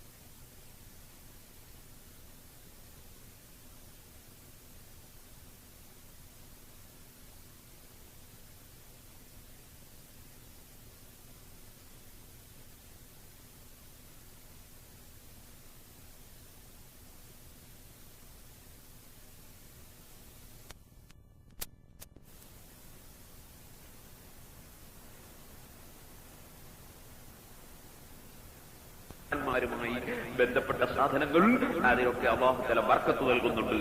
ആ നിലക്ക് അതുകൊണ്ട് രോഗം മാറുന്നുണ്ട്, കണ്ണിന്റെ രോഗം മാറുന്നുണ്ട്, അങ്ങനെ പലതുമുണ്ട്. അത് ആത്മീയമായ രംഗത്തുള്ള ചികിത്സകളാണ്. ആ കൂട്ടത്തിൽ ബഹുമാനപ്പെട്ട അബൂ ഹുറൈറ റളിയല്ലാഹു അൻഹു ഞാൻ പറഞ്ഞു വന്നത്, അബൂ ഹുറൈറ റളിയല്ലാഹു അൻഹുവിനോട് അൻഹു അടക്കമുള്ള സദസ്സിൽ നിന്ന് മുമ്പിലൊരു വസ്ത്രം വിരിച്ചിട്ട് ആ വസ്ത്രം നെഞ്ഞത്തേക്ക് കൂട്ടിവെച്ചാൽ ഞാൻ പറയുന്നതൊന്നും മറന്നുപോവുകയില്ല എന്ന് മഹാനായ നബി സല്ലല്ലാഹു അലൈഹി വസല്ലം തങ്ങൾ പറഞ്ഞപ്പോൾ വിശ്വാസം ഉറച്ചു വിശ്വസിച്ച അബൂ ഹുറൈറ റളിയല്ലാഹു അൻഹു അതാ ഒരു തുണിയെടുത്തിട്ട് റസൂലുള്ളാഹിന്റെ മുമ്പിൽ അങ്ങ് വിരിച്ചു. ആ വിരിച്ച തുണിയെടുത്തിട്ട് താൻ പറയുന്നു, ഞാൻ എന്റെ നെഞ്ഞിലേക്ക് അവിടുത്തെ പ്രസംഗത്തിന് ശേഷം കൂട്ടിവെച്ചപ്പോൾ ഫമാ നസീതു ഖൗലം മിൻ ഫമാ നസീതു ശൈഅൻ മിൻ ഖൗലി റസൂലില്ലാഹി, നബി സല്ലല്ലാഹു അലൈഹി വസല്ലം തങ്ങളുടെ വാക്കുകളിൽ നിന്ന് ഒരു വിഷയവും ഞാൻ മറന്നുപോയിട്ടില്ല. അല്ലാഹു തആല എന്റെ ഖൽബിന് ബർക്കത്ത് ചെയ്തു. അവിടുത്തെ സദസ്സിൽ വിരിച്ച തുണിയെടുത്തിട്ട് നെഞ്ചിലേക്ക് കൂട്ടിവെച്ചപ്പോൾ അല്ലാഹു എന്റെ ഹൃദയത്തിന് ബർക്കത്ത് നൽകി. അതുകൊണ്ട് തന്നെ ഞാൻ ഒരൊറ്റ വാക്കും നബി സല്ലല്ലാഹു അലൈഹി വസല്ലം തങ്ങൾ പറഞ്ഞത് മറന്നിട്ടില്ല. അങ്ങനെയാണ് ധാരാളം ഹദീസുകൾ റിപ്പോർട്ട് ചെയ്യാൻ എനിക്ക് ഭാഗ്യം കിട്ടിയിട്ടുള്ളത്. ഞാൻ കച്ചവടത്തിന് പോയിട്ടില്ല, ഞാനതുപോലെ തന്നെ കൃഷിക്ക് പോയിട്ടില്ല. അബൂ ഹുറൈറ റളിയല്ലാഹു അൻഹു പറയുന്നു, എന്നാൽ മുസ്ലിം സമുദായത്തിൽ ഉന്നതമായ പദവി അബൂ ഹുറൈറ റളിയല്ലാഹു അൻഹുവിനുണ്ട്. കാരണം സഹാബികളുടെ കൂട്ടത്തിൽ ഏറ്റവും കൂടുതൽ ഹദീസ് ലോകത്ത് റിപ്പോർട്ട് ചെയ്ത് എത്തിച്ചു കൊടുത്ത മഹാനാണ് സയ്യിദുനാ അബൂ ഹുറൈറ റളിയല്ലാഹു അൻഹു. അല്ലാഹുവിന്റെ റസൂലിന് വളരെ തൃപ്തിപ്പെട്ട ആളുമാണ് അബൂ ഹുറൈറ റളിയല്ലാഹു അൻഹു. വലിയ വിശ്വാസമാണ് നബി സല്ലല്ലാഹു അലൈഹി വസല്ലം തങ്ങളെ സംബന്ധിച്ച് അങ്ങേയറ്റത്തെ ആദരവാണ്. അതുകൊണ്ടാണ് അബൂ ഹുറൈറ റളിയല്ലാഹു അൻഹു ഈമാനിൽ അല്പം പോലും ഭംഗമില്ലെന്നല്ല, ഈമാനിൽ ഉറച്ച ഈമാനാണ്. അതുകൊണ്ട് ഒരിക്കലും നബി സല്ലല്ലാഹു അലൈഹി വസല്ലം തങ്ങളുടെ അടുക്കലേക്ക് കുറച്ച് കാരക്കയും ഒരു ചെറിയ ബാഗും എടുത്തു. എന്നിട്ട് അല്ലാഹുവിന്റെ റസൂലിനോട് പറഞ്ഞു, നബിയെ ഇതിലൊന്ന് ബർക്കത്തിന് ദ്വാരന്നിട്ട് തരാം. അങ്ങനെയുണ്ട് ചില ആളുകൾ, ബർക്കത്തിന് എന്തെങ്കിലും തരണം എന്ന് പറയും ചില ആളുകൾ. ചിലർ ഇങ്ങനെ അങ്ങോട്ട് കൊടുത്തിട്ട് തന്നെ പറയും ബർക്കത്തിന് എന്തെങ്കിലും ഇങ്ങോട്ട് തരണം. അങ്ങനെ നബി സല്ലല്ലാഹു അലൈഹി വസല്ലം തങ്ങളുടെ കയ്യിൽ ഒരു ബാഗും കാരക്കയും കൊടുത്തു, ബർക്കത്തിന് ദ്വാരന്നിട്ട് തരാം. അല്ലാഹുവിന്റെ റസൂൽ ബർക്കത്തിന് വേണ്ടി ദ്വാരന്നിട്ട് താൻ അത് അരയിൽ ഇങ്ങനെ കെട്ടിത്തിരുന്നു. താൻ പറഞ്ഞു, എന്റെ അരയിൽ നിന്ന് ഒരിക്കലും നഷ്ടപ്പെട്ടു പോകാതെ ഞാൻ അരയിൽ ഇങ്ങനെ കെട്ടിത്തൂക്കിയിരുന്നു. നമ്മളെ പേജറടിക്കുന്ന ആളുകൾ ഇങ്ങനെ വെച്ചെടുത്ത് നടക്കുന്നത് പോലെ ബഹുമാനപ്പെട്ട അബൂ ഹുറൈറ റളിയല്ലാഹു അൻഹു ഇങ്ങനെ അരയിൽ വെച്ച്. താൻ പറഞ്ഞു, യുദ്ധത്തിനൊക്കെ ഞങ്ങൾ പോകുമ്പോ ചിലപ്പോ ഒരു സാധനം തിന്നാൻ കിട്ടൂല ഒരു സ്ഥലത്ത്. എപ്പോ കൈയിട്ട് നോക്കിയാലും കാരക്ക, ഒരൊറ്റ കാരക്ക അങ്ങോട്ട് കൊണ്ടുപോയി ഇടുകയും വേണ്ട. അങ്ങോട്ട് കാരക്ക ഒരിക്കലും കൊണ്ടുപോയി ഇടണ്ട. എപ്പോ കൈയിട്ടാലും വാഹനങ്ങൾ വർക്കത്തുകൊണ്ട് ദുആ ചെയ്തതുകൊണ്ട് കൈയിടുമ്പോ ഒക്കെ കാരക്കൾ. അങ്ങനെ ചാക്കുകണക്കിന് പറക്കണക്കിന് ധാരാളം കാരക്കുകൾ ഞങ്ങൾ അതിൽ നിന്ന്. പക്ഷേ നബി സല്ലല്ലാഹു അലൈഹി വസല്ലം വഫാത്ത് കഴിഞ്ഞു. സിദ്ദീഖ് റളിയല്ലാഹു അൻഹുവിന്റെ ഭരണം വന്നു. സിദ്ദീഖ് റളിയല്ലാഹു അൻഹുവിന്റെ വഫാത്ത് കഴിഞ്ഞു. ഉമർ ഇബ്നുൽ ഖത്താബ് റളിയല്ലാഹു അൻഹുവിന്റെ ഭരണം വന്നു. ഉമർ ഇബ്നുൽ ഖത്താബ് റളിയല്ലാഹു അൻഹുവിന്റെ ഭരണം കഴിഞ്ഞു. ഉസ്മാൻ ഇബ്നു അഫ്ഫാൻ റളിയല്ലാഹു അൻഹുവിന്റെ ഭരണം വന്നു. അങ്ങനെ ഉസ്മാൻ റളിയല്ലാഹു അൻഹുവിന്റെ ഭരണം വരുന്നതോടുകൂടി ലോകത്ത് ഫിത്ന തുടങ്ങി. ബഹുമാനപ്പെട്ട ഉമർ ഇബ്നുൽ ഖത്താബ് റളിയല്ലാഹു അൻഹുവിന്റെ മരണത്തോടുകൂടി ഫിത്നക്ക് ആരംഭം കുറിച്ചു കഴിഞ്ഞു. ബഹുമാനപ്പെട്ട ഉസ്മാൻ റളിയല്ലാഹു അൻഹു വളരെ നീതിപൂർവ്വം ഭരണം നടത്തിക്കൊണ്ടിരിക്കുമ്പോ മുസ്ലിം സമുദായത്തിൽ തന്നെ പെട്ട ചില ആളുകൾ ഉസ്മാൻ റളിയല്ലാഹു അൻഹുവിനെതിരെ കരുനീക്കം നടത്തി. അങ്ങനെ മുസ്ലിം സമൂഹത്തിൽ തന്നെ ഭിന്നിപ്പുണ്ടാക്കാനുള്ള ശ്രമങ്ങളും പരിശ്രമങ്ങളുമായി അവസാനം ഉസ്മാൻ ഇബ്നു അഫ്ഫാൻ റളിയല്ലാഹു അൻഹുവിനെ വെട്ടിക്കൊലപ്പെടുത്തുന്ന സ്ഥാനത്തെത്തി. ഉസ്മാൻ റളിയല്ലാഹു അൻഹു ഖുർആൻ ഓതിക്കൊണ്ടിരിക്കുന്ന സമയത്ത് ഉസ്മാൻ റളിയല്ലാഹു അൻഹുവിനെ കഴുത്ത് വെട്ടിയിട്ട് കൊന്നുകളഞ്ഞു. അതൊരു വലിയ ഫിത്നയായിരുന്നു ലോകത്ത് തുടങ്ങി വെച്ചത്. ഉസ്മാൻ റളിയല്ലാഹു അൻഹുവിന്റെ കഴുത്ത് വെട്ടി കൊന്നു കഴിഞ്ഞപ്പോൾ ഉസ്മാൻ റളിയല്ലാഹു അൻഹു കൊല്ലുക എന്ന വലിയ ഫിത്നയും ഫസാദും മുസീബത്തും ലോകത്ത് സംഭവിച്ചപ്പോൾ അന്ന് അല്ലാഹുവിന്റെ റസൂൽ ദുആ ചെയ്തിട്ട് എന്റെ കയ്യിൽ തന്ന എന്റെ അരയിൽ തൂക്കിയിട്ടിരുന്ന കാരക്കയും ബേഗും അന്നത്തെ ദിവസം നഷ്ടപ്പെട്ടുപോയി. ലിന്നാസി ഹമ്മും വലി ഫിൽ യൗമി ഹമ്മാനി ഹമ്മുൽ ജിറാബി വഹമ്മുസ് ശൈഖ് ഉസ്മാനി. അബൂ ഹുറൈറ റളിയല്ലാഹു അൻഹു അന്നിങ്ങനെ പാടുകയുണ്ടായി, ലിന്നാസി ഹമ്മുൻ, ആളുകൾക്കെല്ലാം ഒരു ദുഃഖമാണ് ഈ ദിവസത്തിലുള്ളത്. ഉസ്മാൻ റളിയല്ലാഹു അൻഹു കൊന്നുപോയ ദുഃഖമാണ്. എന്നാൽ വലി ഫിൽ യൗമി ഹമ്മാനി, എനിക്ക് ഇന്ന് രണ്ട് ദുഃഖമാണ്. ഹമ്മുൽ ജിറാബി വഹമ്മുസ് ശൈഖ് ഉസ്മാനി.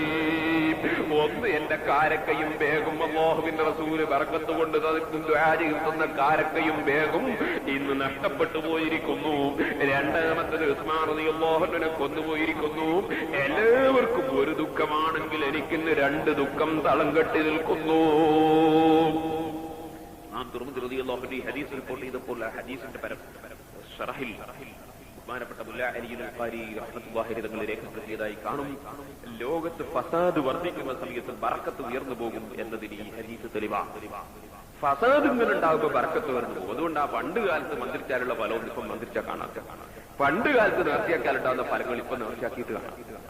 മുമ്പ് കാലത്ത് ഉണ്ടായിരുന്ന ബർക്കത്തുകൾ ഇന്ന് ലോകത്ത് കാണാത്തതിന്റെ കാരണം ഫിത്നയും ഫസാദും ലോകത്ത് വർദ്ധിക്കുന്നു എന്നതാണ്. ബഹുമാനപ്പെട്ട നബി സല്ലല്ലാഹു അലൈഹി വസല്ലം തങ്ങളുടെ പ്രിയപ്പെട്ട സ്വഹാബി ഉസ്മാൻ ഇബ്നു അഫ്ഫാൻ റളിയല്ലാഹു അൻഹു കൊന്നുപോവുക എന്ന ഫസാദ് ലോകത്ത് സംഭവിച്ചപ്പോൾ ബർക്കത്ത് കൊണ്ട് ദുആ ചെയ്തിട്ട് കൊടുത്ത വേഗം നഷ്ടപ്പെട്ടുപോയി. അങ്ങനെ അല്ലാഹു ബർക്കത്തുകൾ ഓരോന്നോരോന്നായി ഫസാദുകൾ വർദ്ധിച്ചുകൊണ്ടിരിക്കുമ്പോൾ ഉയർത്തിക്കളയും എന്നതിന് ഈ സംഭവം തെളിവാണെന്ന് ബഹുമാനപ്പെട്ട മുല്ലാ അലിയുൽ ഖാരി റഹ്മത്തുള്ളാഹി അലൈഹി തങ്ങൾ ഈ ഹദീസിന്റെ വ്യാഖ്യാനത്തിൽ പറയുന്നു. അപ്പൊ ഞാൻ പറഞ്ഞു വന്നത് അങ്ങനെ വലിയ വിശ്വാസമുള്ള ആളാണ് ബഹുമാനപ്പെട്ട അബൂ ഹുറൈറ റളിയല്ലാഹു അൻഹു. മൂമിനാണ് എന്നല്ല, മുഅ്മിനീങ്ങളുടെ നേതാവാണ്. അബൂ ഹുറൈറ റളിയല്ലാഹു അൻഹു ജീവിതത്തിൽ കച്ചവടം ചെയ്തിട്ടില്ല. അതുകൊണ്ട് നിങ്ങൾ തയ്യാറുണ്ടോ? ഒരു തയ്യാറുമില്ല. പക്ഷെ കച്ചവടം ചെയ്യൽ ഹലാലല്ല, കച്ചവടം ചെയ്യൽ തെറ്റാണ് എന്നൊരാൾ പറഞ്ഞാൽ റസൂലുള്ള കൊണ്ടുവന്ന ഒന്നിനെ നിഷേധിക്കലാണ്. കച്ചവടം ചെയ്ത് ഹലാലാണ് എന്നത് അല്ലാഹുവിന്റെ റസൂൽ കൊണ്ടുവന്ന ഒരാശയമാണ്. ആ ആശയത്തെ നിഷേധിച്ചാൽ അവൻ അപ്പോൾ തന്നെ കാഫിറാണ്, അവൻ മൂമിനല്ല. മൂമിൻ എന്ന് പറഞ്ഞാൽ മുഹമ്മദ് നബി കൊണ്ടുവന്ന മുഴുവൻ വിഷയങ്ങളെയും വിശ്വസിച്ച് അംഗീകരിക്കുന്നവനാണ് മൂമിൻ. അതിലൊന്ന് നിഷേധിച്ചാൽ അത് നിർബന്ധമായ കാര്യമാകണം എന്നില്ല. കച്ചവടം ചെയ്യൽ ഹലാലില്ല എന്നൊരാൾ കച്ചവടം ഹലാലാണെന്നതിനെ നിഷേധിക്കുമ്പോൾ തന്നെ അവൻ കാഫറാണ്, അവൻ ഇസ്ലാമിൽ നിന്ന് പുറത്താണ്.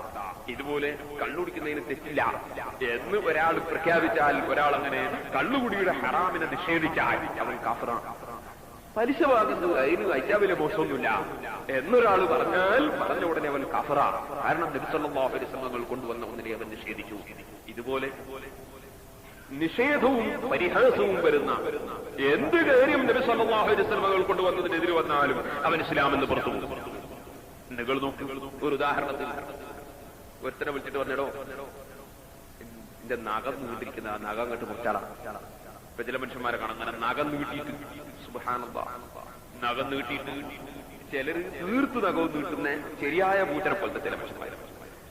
വേറെ ചിലർ എല്ലാ നഖവും നീട്ടില്ല, ഒറ്റ നഖം മാത്രം നീട്ടിക്കൊണ്ടു പോകുന്ന ചില ആൾ. എന്തിനു? ഒന്നിനുമല്ല, വെറുതെ നീട്ടില്ലേ. നബി സല്ലല്ലാഹു അലൈഹി വസല്ലം തങ്ങൾ നഖം മുറിക്കാൻ വേണ്ടി കൽപ്പിച്ചു. അപ്പൊ ഒരാളോട് പറഞ്ഞു, പല്ലും അദ്ഫാറക ഫഇന്നഹാ സുന്നത്തുൻ അമറ ബിഹി റസൂലുള്ളാഹി സ്വല്ലല്ലാഹു അലൈഹി വസല്ലം. എന്റെ നഖം മുറിച്ചാള നബി സല്ലല്ലാഹു അലൈഹി വസല്ലം കൽപ്പിച്ചൊരു കാര്യമാണ്. ഇവനോടനെ മറുപടി എന്ത്? റസൂലുള്ള കൽപ്പിച്ചാലും ഞാനത് എടുക്കൂല, അല്ലെങ്കിൽ സുന്നത്താണെങ്കിലും എനിക്കത് വേണ്ട എന്ന് പറഞ്ഞാൽ അവൻ കാഫിറാണെന്ന് പണ്ഡിതന്മാർ രേഖപ്പെടുത്തുന്നു. കാരണം അല്ലാഹുവിന്റെ റസൂൽ കൊണ്ടുവന്നൊരു വിഷയത്തെ അവൻ നിഷേധിച്ചു എന്നതുകൊണ്ട് ഇസ്ലാമിൽ നിന്ന് പുറത്തു പോകുന്നു. ഇതുപോലെ ഇസ്ലാമിൽ നിന്ന് പുറത്തു പോകുന്ന ധാരാളം കാര്യങ്ങളുണ്ട്. അല്ലാഹുവിന്റെ റസൂൽ കൊണ്ടുവന്ന വിഷയങ്ങളെ വിശ്വസിച്ച് അംഗീകരിക്കലാണ് ഈമാൻ. ഈ കാരണം കൊണ്ട് തന്നെ പണ്ഡിതന്മാർ എഴുതി വെച്ചതായി കാണും. ഒരാൾ ബാങ്ക് കൊടുക്കുമ്പോ, ബാങ്ക് കൊടുക്കുന്ന ഒരാളുടെ ശബ്ദം കേട്ടപ്പോ ബാങ്കിനെ പരിഹസിച്ചിട്ട് ഒരാൾ പറഞ്ഞു, അത് നമ്മളെ അമ്പലത്തിലെ കൂട്ടുപോലുണ്ടല്ലോ, അല്ലെ ചർച്ചിലെ വിളി പോലുണ്ടല്ലോ എന്ന് ബാങ്കിനെ പരിഹസിച്ചുകൊണ്ടോ തരം താഴ്ത്തിക്കൊണ്ടോ പറഞ്ഞാൽ അവൻ അപ്പോൾ തന്നെ ഇസ്ലാമിൽ നിന്ന് പുറത്തു പോകും എന്ന് പണ്ഡിതന്മാർ രേഖപ്പെടുത്തുന്നു. നിങ്ങൾ നോക്കൂ, ഇതൊന്നും വേണമെന്നില്ല. വഅദ് പറയുന്ന പണ്ഡിതന്മാരുടെ ശൈലിയിലും ആളുകൾക്ക് ഇൽമു പഠിപ്പിച്ചു കൊടുക്കുന്ന ആലിമീങ്ങളുടെ ശൈലിയിലും അവരുടെ വേഷം കെട്ടി, എന്നിട്ടോ ആലിമീങ്ങളെ വേഷം കെട്ടി തലേ കെട്ടുകെട്ടി, എന്നിട്ട് ആലിമീങ്ങളെ രൂപത്തിൽ തന്നെ രൂപമെടുത്ത്, എന്നിട്ട് ജനങ്ങളുള്ള ഒരു സ്ഥലത്ത് വന്ന്, ആളുകൾ ഒരുമിച്ച് കൂടിയ സ്ഥലത്ത് വന്നിട്ട് ഈ മുസ്ലിയാര് ആലിമീങ്ങളെ പോലെ ആലിമീങ്ങളെ ശൈലിയിൽ ഇവനം കെട്ട് തുടങ്ങി വഅദ്. എന്തൊരു വഅദ് പറയലല്ല, ആലിമീങ്ങളെ പരിഹസിക്കല്. എങ്ങനെ? ആളുകൾ ഇങ്ങനെ ഒരുമിച്ച് കൂടിയ സദസ്സ് പോയിട്ട് അല്ലാഹുവിന്റെ ദീനിന്റെ ഇൽമു ഗൗരവത്തോടുകൂടി ജനങ്ങളെ പറഞ്ഞു കൊടുക്കുന്ന പണ്ഡിതന്മാർ, ആ പണ്ഡിതന്മാരെ പരിഹസിച്ചുകൊണ്ട് ഇവനൊരു സദസ്സിൽ പോയിട്ട് ആലിമീങ്ങളെ പരിഹസിക്കാൻ വേണ്ടി ഇവരങ്ങോട്ട് പ്രസംഗം തുടങ്ങി. ആലിമീങ്ങളെ ശൈലിയിൽ തന്നെ ആ ശൈലിയും ശബ്ദവും ആ രൂപവും എടുത്തിട്ട് ആളുകളുടെ മുമ്പിൽ നിന്ന് അങ്ങനെ പറയുമ്പോ ഈ ആലിമീങ്ങളെ പരിഹസിച്ച് ജനങ്ങൾ ഇങ്ങനെ ചിരിക്കാൻ തുടങ്ങി.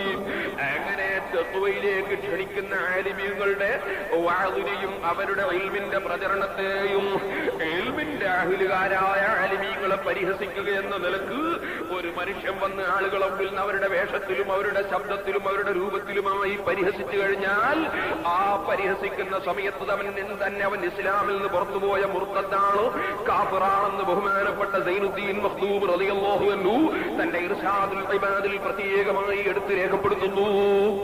കാരണം എന്തുകൊണ്ട്? ഇൽമിനെ ബഹുമാനിക്കുക എന്നത് നബി സല്ലല്ലാഹു അലൈഹി വസല്ലം തങ്ങൾ പഠിപ്പിച്ച ആശയമാണ്. ഇൽമിന്റെ ആളുകളെ ബഹുമാനിക്കുക എന്നതും നബി സല്ലല്ലാഹു അലൈഹി വസല്ലം തങ്ങൾ പഠിപ്പിച്ച ആശയമാണ്. ആ ആശയത്തിനെതിരായി ഒരു മനുഷ്യൻ പരിഹാസത്തിന്റെ സ്വരൂപമായി രംഗത്ത് വന്നാൽ അതുകൊണ്ട് അവൻ റസൂലുള്ള കൊണ്ടുവന്ന വിഷയത്തെ നിഷേധിച്ചവനാണ്. അതുകൊണ്ട് തന്നെ അവൻ കാഫിറായി പോയി എന്ന് ഇസ്ലാമിന്റെ കോടതി പ്രഖ്യാപിക്കുമെന്ന് ബഹുമാനപ്പെട്ട സൈനുദ്ദീൻ മഖ്ദൂം റളിയല്ലാഹു അൻഹു തന്റെ ഇർശാദുൽ ഇബാദിൽ പ്രത്യേകം റിദ്ദത്തിന്റെ വകുപ്പ് പറയുന്ന സ്ഥലത്ത് രേഖപ്പെടുത്തുന്നു. നിങ്ങൾ ചിന്തിക്കണം. കാരണം നബി സല്ലല്ലാഹു അലൈഹി വസല്ലം തങ്ങൾ കൊണ്ടുവന്ന വിഷയത്തെ അംഗീകരിക്കില്ല.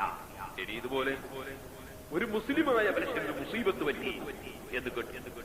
ഒരു മുസ്ലിമായ മനുഷ്യന് മുസീബത്ത് പറ്റി. അങ്ങനെ ഒരാൾ പറഞ്ഞോ, നമ്മളെ ഇന്നൊരാൾ അയാള് പള്ളിയിലൊക്കെ വന്ന് നിൽക്കുന്ന നല്ലൊരു മൂമിനായ മനുഷ്യനാ, അയാളെ വീട് കത്തിപ്പോയി. അപ്പൊ തന്നെ പറയാം, അവൻ അങ്ങനെ കിട്ടിയാ പോരാ. അവരൊരു മുഅ്മിനായ മനുഷ്യന് മുസീബത്തുണ്ടായതിൽ സന്തോഷം പ്രകടിപ്പിച്ചാൽ അതുകൊണ്ടും കാഫിറായി പോകുന്ന കാര്യമായി തീരുമെന്ന് പണ്ഡിതന്മാർ അവരെ ഗ്രന്ഥങ്ങളിൽ രേഖപ്പെടുത്തുന്നു. വളരെ ശ്രദ്ധിച്ചുകൊള്ളണം. അതുപോലെ തന്നെ ഒരു കാഫിറായ ഒരു മനുഷ്യൻ ഇസ്ലാമിലേക്ക് വരാൻ വേണ്ടി താല്പര്യം പ്രകടിപ്പിച്ചു. അങ്ങനെ ഒരു കാഫിറായ മനുഷ്യൻ വന്ന് ഞാനും നിങ്ങളോട് ഇസ്ലാമിൽ വരുന്നു എന്ന് പറഞ്ഞപ്പോ ഇവന്റെ മറുപടി ഇന്നെ പോലത്തെ നിങ്ങൾ വരണ്ട പറഞ്ഞു തീരുമ്പോ ഇവൻ കാഫിറാകുന്നു.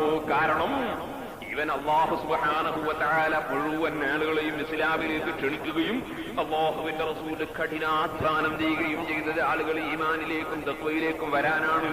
അങ്ങനെ ഒരാൾ ഇസ്ലാമിലേക്ക് വരാൻ വേണ്ടി ആഗ്രഹം പ്രകടിപ്പിക്കുമ്പോ ഇവന്റെ തറവാട്ട് സ്വത്ത് പോലെ ഇവൻ പറയും നിന്നെ പുറത്തോളം നീങ്ങി വരണ്ട, ഞങ്ങൾ ധാരാളുണ്ട് എന്ന് പറഞ്ഞാൽ അവൻ ഇസ്ലാമിൽ നിന്ന് പുറത്തു പോകുമെന്ന് പണ്ഡിതന്മാർ രേഖപ്പെടുത്തുന്നു. കാരണം അല്ലാഹുവിന്റെ റസൂൽ കൊണ്ടുവന്ന ഒരു വിഷയത്തെ നിഷേധിച്ചവനായി പോയി. നിങ്ങൾ ചിന്തിക്കണം സഹോദരന്മാരെ, വളരെയേറെ ശ്രദ്ധിച്ചിട്ടില്ലെങ്കിൽ മനുഷ്യന്റെ ഈമാനും അമലും മുഴുവനും നഷ്ടപ്പെട്ടു പോകും. ആളുകളുടെ അങ്ങനെ സുബ്ഹാനല്ലാഹ്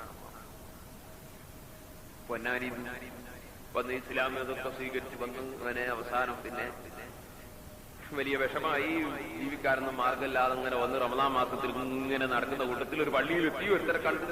ഇവന്റെ ചോറും പാടൊക്കെ കണ്ടപ്പോ ഇവന്റെ അടുത്ത് എന്തും കിട്ടുമെന്ന് മനസ്സിലാക്കി സാധു മുസ്ലിം ഇവന്റെ അടുത്ത് വന്ന് ഇതാണ് എനിക്കെന്തെങ്കിലും ഒന്ന് തരണം, ഞാൻ 2 കൊല്ലമായി ഇസ്ലാമിൽ വന്നു, എന്നോടെല്ലാരെയും വരാൻ പറഞ്ഞു.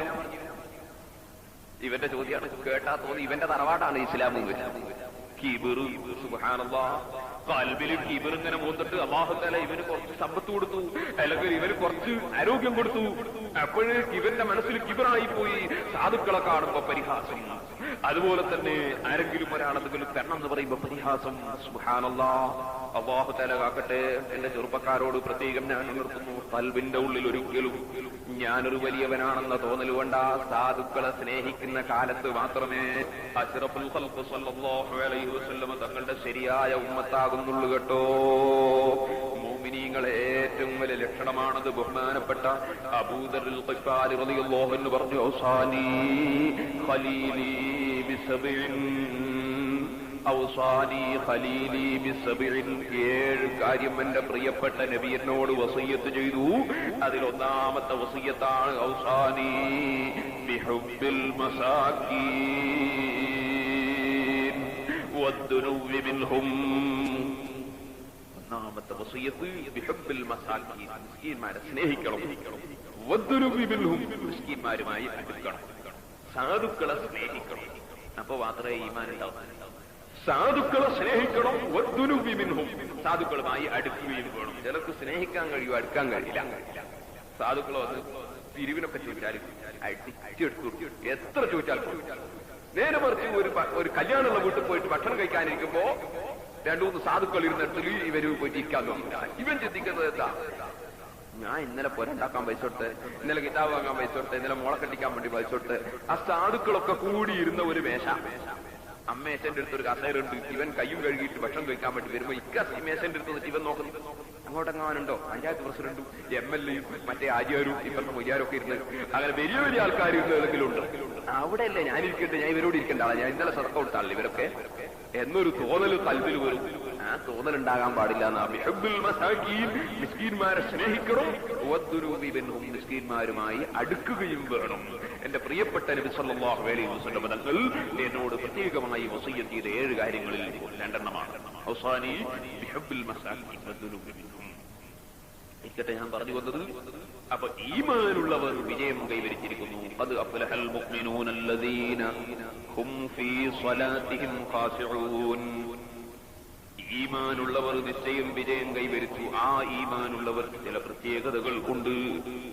അല്ലദീന ഹും ഫീ സ്വലാത്തിഹിം ഖാശിഊൻ, അവർ നിസ്കാരത്തിൽ ഭയഭക്തിയുള്ളവരാണ്. അല്ലാഹു തആല പറഞ്ഞു, നിസ്കാരത്തിൽ ഭയഭക്തിയുള്ളവരായ മുഅ്മിനീങ്ങൾ വിജയം കൈവരിച്ചു. ഭയഭക്തി എന്ന് പറയുന്നത് 2 വിധത്തിൽ ഉണ്ട്. ഇൻഷാ അല്ലാഹ്, അല്ലാഹു തൗഫീഖ് തരുമെങ്കിൽ നാളെ ഞാൻ ആ വിഷയം വിശദീകരിക്കും. അല്ലാഹു തൗഫീഖ് നൽകട്ടെ. ഭക്തി ഖുശൂഉൽ അഅ്ളാ ഉണ്ട്, ഖുശൂഉൽ ഖൽബുണ്ട്. ഹൃദയത്തിന്റെ ഭക്തിയുണ്ട്.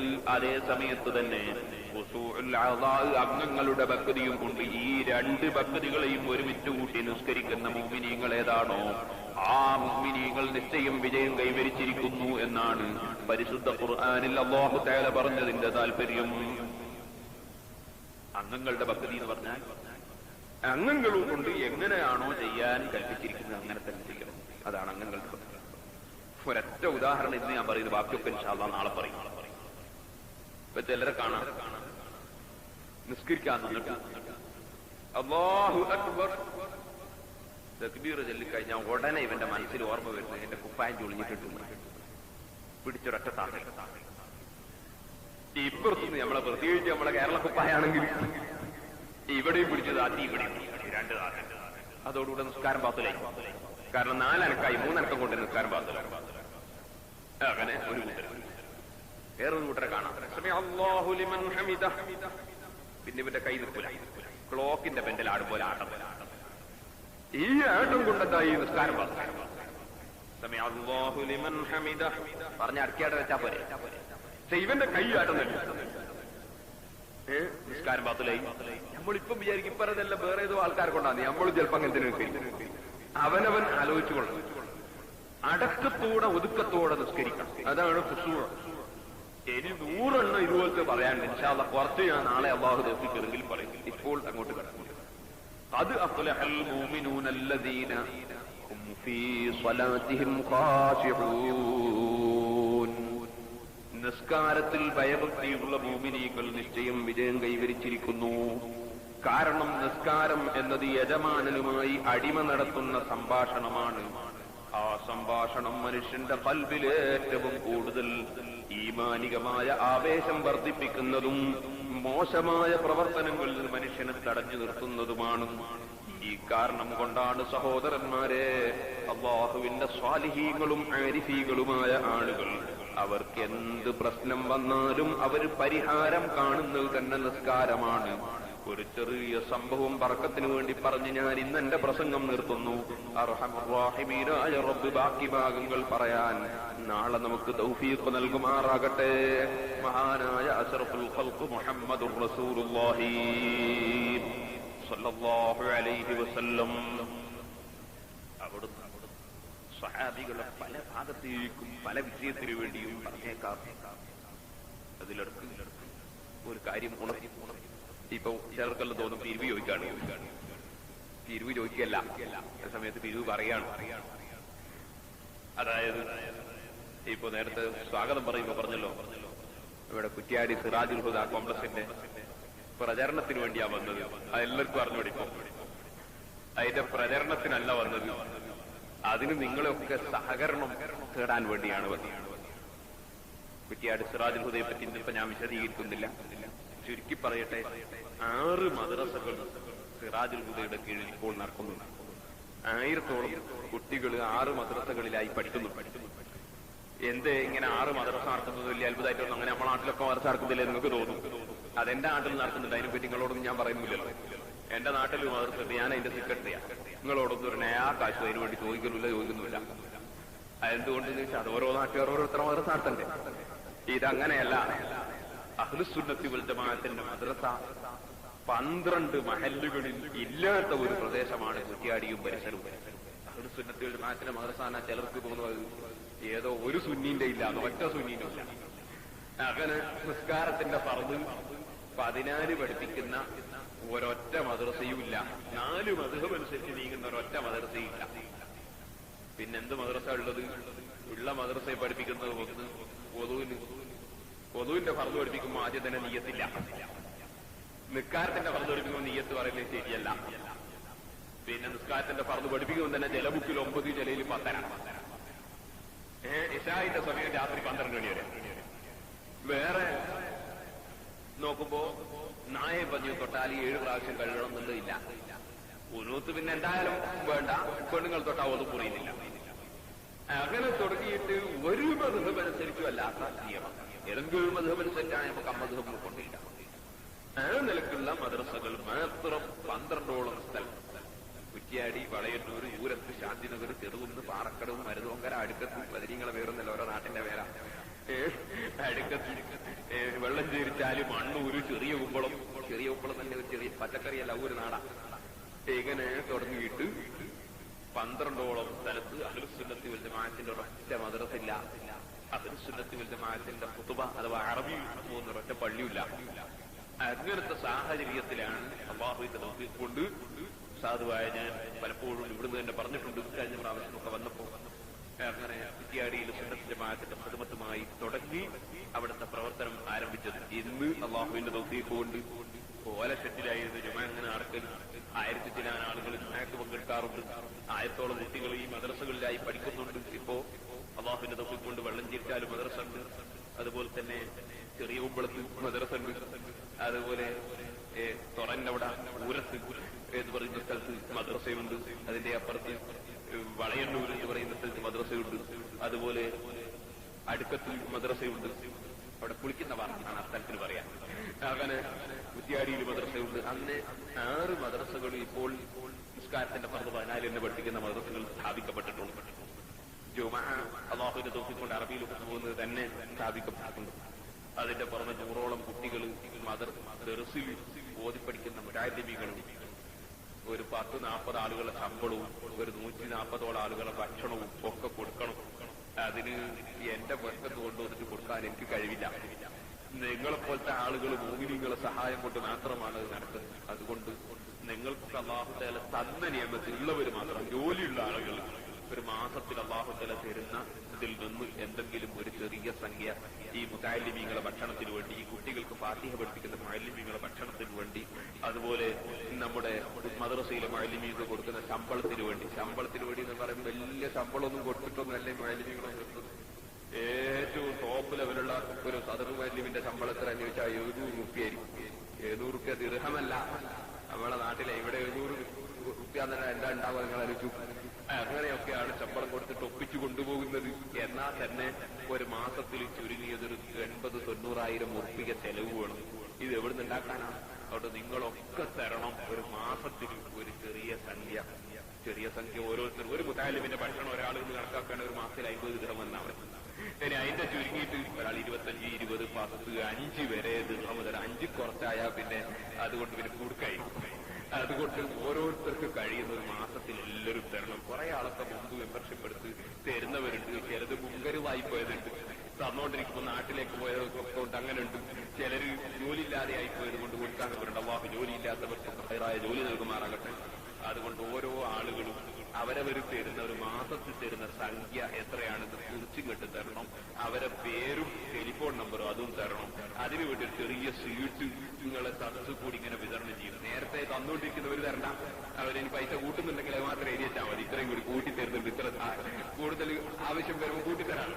അല്ലാത്ത ആളുകളൊക്കെ ഇത്ര സംഖ്യ മാസത്തിൽ ഞാൻ തരും എന്നുള്ളതിന് സംഖ്യയും ഫോൺ നമ്പറും പേരും എഴുതിയിട്ട് തന്നെ. ഇങ്ങനെ കൊടുക്കുമ്പോൾ ചിലരൊന്നും വാങ്ങൂല. അപ്പൊ ആൾക്കാർക്ക് തോന്നുമായില്ല എന്നവനെ ഞാനും വാങ്ങണ്ട. അത് ചിലപ്പോൾ നേരത്തെ തരുന്ന ആളായിരിക്കും, അതുകൊണ്ടാണ് വാങ്ങാത്തത്. അതുകൊണ്ട് മുമ്പ് തരാത്ത ആളുകളൊക്കെ, ജോലിയുള്ളവരൊക്കെ ഇതിന് സഹകരിക്കണം എന്നുണർത്തുന്നു. റമദാനിൽ ഞാൻ വന്നില്ല എന്ന് ചിലർക്ക് പറയും. റമദാനിൽ ഇവിടെ കടക്കാവോ മുസ്ലിയാമാരെ കൊണ്ട് മുസ്ലിയാമാരെ തടഞ്ഞിട്ട് നടന്നുകൂടാന്ന ചിലർക്ക് ടെലിഫോൺ ചെയ്തൊക്കെ പറഞ്ഞത്. അതുകൊണ്ട് ആ സമയത്ത് വരാത്തതുകൊണ്ട് നിങ്ങൾക്ക് സുഖം തന്നെയാണ്. ഇപ്പോ നിങ്ങളൊക്കെ അതിൽ ജോലിയുള്ളവരൊക്കെ സഹായിക്കും. നാടും കൂടൊന്നുമില്ല. എന്റെ നാട്ടിലല്ലത്, എന്റെ നാട്ടിൽ 16 കിലോമീറ്റർ ഉണ്ട്. ഈ പറയുന്ന സ്ഥലത്ത് ഈ സ്ഥാപനത്തിന്റെ പ്രവർത്തകന്മാരും പല രാജ്യക്കാരുമാണ്. നമ്മുടെ രാജ്യക്കാരോ അല്ലെങ്കിൽ ഏതെങ്കിലും ഒരു നാട്ടുകാരോ അല്ല. അതുകൊണ്ട് എല്ലാവരുടേതും കൂടിയുള്ള ഒരു സ്ഥാപനമാണ്. നിങ്ങളൊക്കെ സഹകരിക്കണം, സഹായിക്കണം എന്ന് ഉണർത്തുന്നു. ഞാൻ ബർക്കത്തിന് വേണ്ടി ഒരു ചെറിയ സംഭവം പറയാമെന്ന് നിങ്ങളൊരു വാഗ്ദത്തം ചെയ്തുകൊണ്ട് അതിലിടയ്ക്ക് അത് പറയുന്നു. നിസ്കാരം എന്ന് പറയുന്നത് അത് ഏറ്റവും ശർഫാക്കപ്പെട്ട ഇബാദത്താണ്. ആ കാരണം കൊണ്ട് തന്നെ വിജയികളുടെ ലിസ്റ്റ് അല്ലാഹു സുബ്ഹാനഹു വ തആല പറയുമ്പോൾ അത് അഫ്ലഹൽ മുഅ്മിനൂന അല്ലദീന ഹും ഫീ സ്വലാത്തിഹിം ഖാശിഊൻ, നിസ്കാരത്തിൽ ഭയഭക്തിയുള്ളവരായ മുഅ്മിനീങ്ങൾ നിശ്ചയം വിജയം കൈവരിച്ചിരിക്കുന്നു എന്ന് പറഞ്ഞു. മുഅ്മിനീങ്ങൾ എന്ന് പറഞ്ഞാൽ ഞാൻ പറഞ്ഞല്ലോ, അല്ലാഹു സുബ്ഹാനഹു വ തആലയുടെ ഹബീബായ അശ്റഫുൽ ഖൽഖ് സല്ലല്ലാഹു അലൈഹി വസല്ലമ തങ്ങൾ കൊണ്ടുവന്ന എല്ലാ വിഷയങ്ങളെയും വിശ്വസിച്ച് അംഗീകരിക്കുന്നവനാണ് മുഅ്മിൻ. ആ നിലക്കവൻ നിസ്കരിക്കുന്നവരും നിസ്കാരത്തിൽ ഭയഭക്തിയുള്ളവരുമാണെങ്കിൽ അല്ലാഹു സുബ്ഹാനഹു വ തആല അവന് വിജയം കൊടുത്തിരിക്കുന്നു. നിശ്ചയമായും അവൻ വിജയം കൈവരിച്ചിരിക്കുന്നു എന്നാണ് അല്ലാഹുവിന്റെ ഖുർആൻ പറയുന്നത്. ഈ കാരണം കൊണ്ട് തന്നെ നിങ്ങൾ നോക്കൂ, ഈമാനോടുകൂടി കൊല ചെയ്യപ്പെട്ടു പോയ മഹാനായ അതാ കറാമത്തിന്റെ ഉടമയായ ബഹുമാനപ്പെട്ട ഖുബൈബ് റളിയല്ലാഹു തആല അൻഹു തങ്ങൾ. ചരിത്രം വളരെ നീണ്ടതായതുകൊണ്ട് ഞാനത് പറയാൻ ഉദ്ദേശിക്കുന്നില്ല. ഇമാം ബുഖാരിയും മുസ്ലിമും അവിടുത്തെ സ്വഹീഹുൽ ബുഖാരിയിൽ റിപ്പോർട്ട് ചെയ്ത ഹദീസിൽ കാണാം, നബി സല്ലല്ലാഹു അലൈഹി വസല്ലമ തങ്ങൾ പല സ്ഥലങ്ങളിലേക്കും സഹാബികളെ പല ആവശ്യത്തിനു വേണ്ടിയും പറഞ്ഞയച്ച കൂട്ടത്തിൽ അതാ ആളുകളുടെ എന്തെല്ലാം പരിപാടികളാണ് ദീനിന്റെ എതിരാളികൾ ആവിഷ്കരിക്കുന്നതെന്നും ചെന്നു നോക്കി അന്വേഷണം നടത്തിയിട്ട് റിപ്പോർട്ട് സമർപ്പിക്കാൻ വേണ്ടി മഹാനായ നബി സല്ലല്ലാഹു അലൈഹി വസല്ലം തങ്ങൾ പറഞ്ഞുവെച്ച 10 സ്വഹാബികൾ ആസിം ഇബ്നു സാബിത്ത് അൽ അൻസാരി റളിയല്ലാഹു അൻഹു അതിന്റെ ക്യാപ്റ്റനാണ്. ആ 10 സ്വഹാബികളെയും കൂടി അല്ലാഹുവിന്റെ റസൂൽ പറഞ്ഞപ്പോൾ വഴിക്ക് വെച്ച് ഈ സ്വഹാബികൾ വരുന്ന വിവരം മക്കയിലുള്ള മുശ്രിക്കീങ്ങൾ അറിഞ്ഞുപോയി. അത് തന്നെയും നടക്കുന്നത് എപ്പോഴാണ്? ബദർ യുദ്ധം കഴിഞ്ഞതിന് ശേഷമാണ്.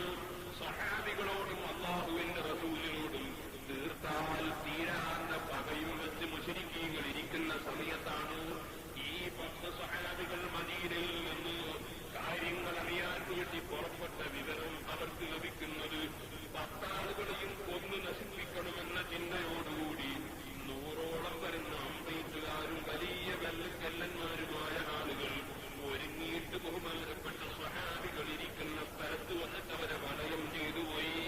കൊല്ലാൻ വേണ്ടി മുഴുവൻ പരിപാടികളും ആസൂത്രണം ചെയ്തതിന് ശേഷം നിങ്ങൾ ഞങ്ങൾക്ക് കീഴടങ്ങുകയാണെങ്കിൽ നിങ്ങളെ വെറുതെ വിട്ടുതരാമെന്നും നിങ്ങളെ ശരീരത്തിന് കേടുവരാതെ നിങ്ങളെ തീർച്ചയാക്കാമെന്നുമുള്ള ഓഫർ നൽകിയപ്പോൾ ബഹുമാനപ്പെട്ട ആസിം ഇബ്നു സാബിത്ത് അൽ അൻസാരി റളിയല്ലാഹു അൻഹു ഇസ്ലാമിന്റെ ഈ ചെറിയ സൈന്യത്തിന്റെ കപ്റ്റനാണ്. താൻ പറഞ്ഞു മുശ്രിക്കീങ്ങൾക്ക് കാഫിരീങ്ങൾക്ക് കീഴടങ്ങിക്കൊണ്ട് ലോകത്ത് ജീവിക്കാൻ ഞാൻ ഉദ്ദേശിക്കുന്നില്ല. തന്റെ അതേ അഭിപ്രായം 7 സ്വഹാബികളിൽ രേഖപ്പെടുത്തി. 7 സ്വഹാബികളെയും അവർ ദാരുണമായ വിധത്തിൽ അവിടുന്ന് മുശ്രിക്കീങ്ങൾ കൊന്നുകളഞ്ഞു. ആസിം റളിയല്ലാഹു അൻഹുവിനെ കൊന്നതിന് ശേഷം തന്റെ ശരീരത്തിൽ നിന്ന് കഷ്ണങ്ങൾ മുറിച്ചുകൊണ്ടുവന്ന് മക്കയിൽ പ്രദർശനത്തിന് വെക്കാൻ തീരുമാനിച്ചു. അതിനുവേണ്ടി വലിയ കത്തികളുമായി വാളുകളുമായി കടാരികളുമായി ആസിം ഇബ്നു സാബിത്ത് അൽ അൻസാരി റളിയല്ലാഹു അൻഹുവിന്റെ മയ്യിത്തിനടുക്കിലേക്ക് ആളുകൾ വന്നപ്പോൾ ആസിം റളിയല്ലാഹു അൻഹുവിന്റെ മരണാനന്തര കറാമത്തായി തന്റെ മയ്യിത്തിന്റെ 4 ഭാഗത്തും വലിയ കടന്നലുകൾ വന്ന് വലിയ തേനീച്ചകൾ വന്ന് കേന്ദ്രീകരിച്ചു പോയി. തന്റെ മയ്യിത്ത് മുറിക്കാൻ വേണ്ടി വന്ന മുഴുവൻ ആളുകളെയും ആസിം റളിയല്ലാഹു അൻഹുവിന്റെ കറാമത്ത് കൊണ്ട് വലിയ കടന്നലുകൾ കുത്തിയിട്ടണറാ ഓടിക്കുന്നു. ഒരൊറ്റ മനുഷ്യന് തന്റെ മയ്യിത്ത് തൊടാൻ കഴിഞ്ഞില്ല.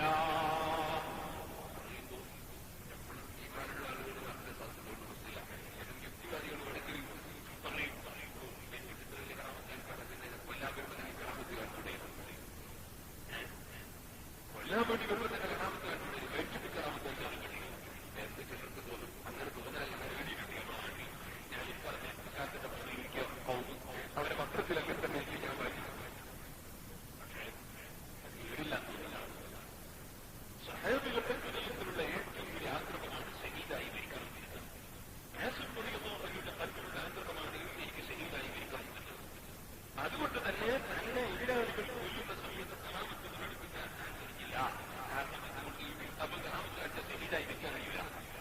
എതിരാളിയുടെ വാദപ്പെട്ട് കൊല ചെയ്യപ്പെട്ടാൽ കിട്ടുന്ന കൂലി അല്ലാത്തവർക്ക് വെച്ചാൽ കിട്ടുകയില്ല. അതുകൊണ്ട് കൊല്ലുന്ന സമയത്ത് കറാമത്ത് കാണില്ല. അതേസമയം കൊന്നതിന് ശേഷം ശരീരം വികൃതമാക്കാൻ വേണ്ടി ആളുകൾ വന്നപ്പോൾ അവിടെ തന്നെ കറാമത്ത് കാണും. അങ്ങനെ തന്റെ ശരീരം തൊടാൻ അനുവദിച്ചിട്ടില്ല.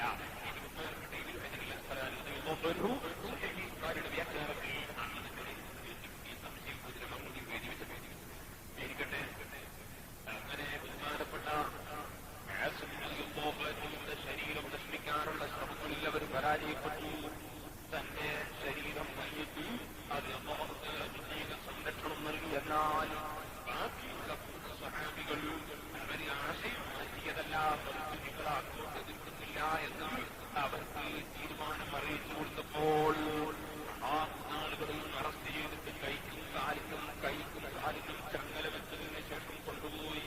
ആ കൂട്ടത്തിൽ ഒരാളാണ് സെയ്ദ് ഇബ്നു സഅദ് റളിയല്ലാഹു അൻഹു, വേറെ ഒരാളാണ് ബഹുമാനപ്പെട്ട ഹുബൈബ് റളിയല്ലാഹു അൻഹു.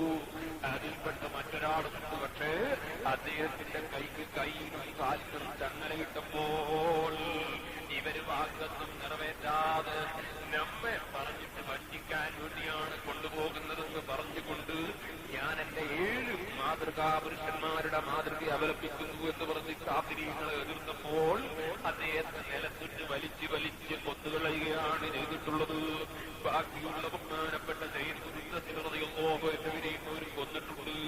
സയ്യിദ് ഖുദ്ദസിനെ റളിയല്ലാഹു അൻഹു കൊല്ലുന്ന സമയത്ത് അഷ്റഫുൽ ഖൽഖ് സ്വല്ലല്ലാഹു അലൈഹി വസല്ലമ തങ്ങൾ എന്റെ പകരം ഈ സ്ഥലത്ത് നിർത്തുന്നത് എനിക്ക് സന്തോഷമാണെന്ന് നീ ഒരു വാക്ക് പറഞ്ഞാൽ നിന്നെ വെറുതെ വിട്ടുതരാമെന്ന് കാഫിരീകൾ ഓഫർ ചെയ്തപ്പോൾ അല്ലാഹുവിന്റെ റസൂലിന്റെ കാര്യങ്ങൾ മുള്ളു തെറിക്കുന്നു എന്ന് കേൾക്കുന്നത് എന്നെ കൊല ചെയ്യപ്പെടുന്നതിനേക്കാൾ എനിക്ക് വേദനയുള്ളതാണെന്ന് താൻ പ്രഖ്യാപിച്ചപ്പോൾ യുദ്ധത്തിനും ദാരുണമായ നിലക്ക് കൊന്നുകളയുകയാണ് ചെയ്തത്.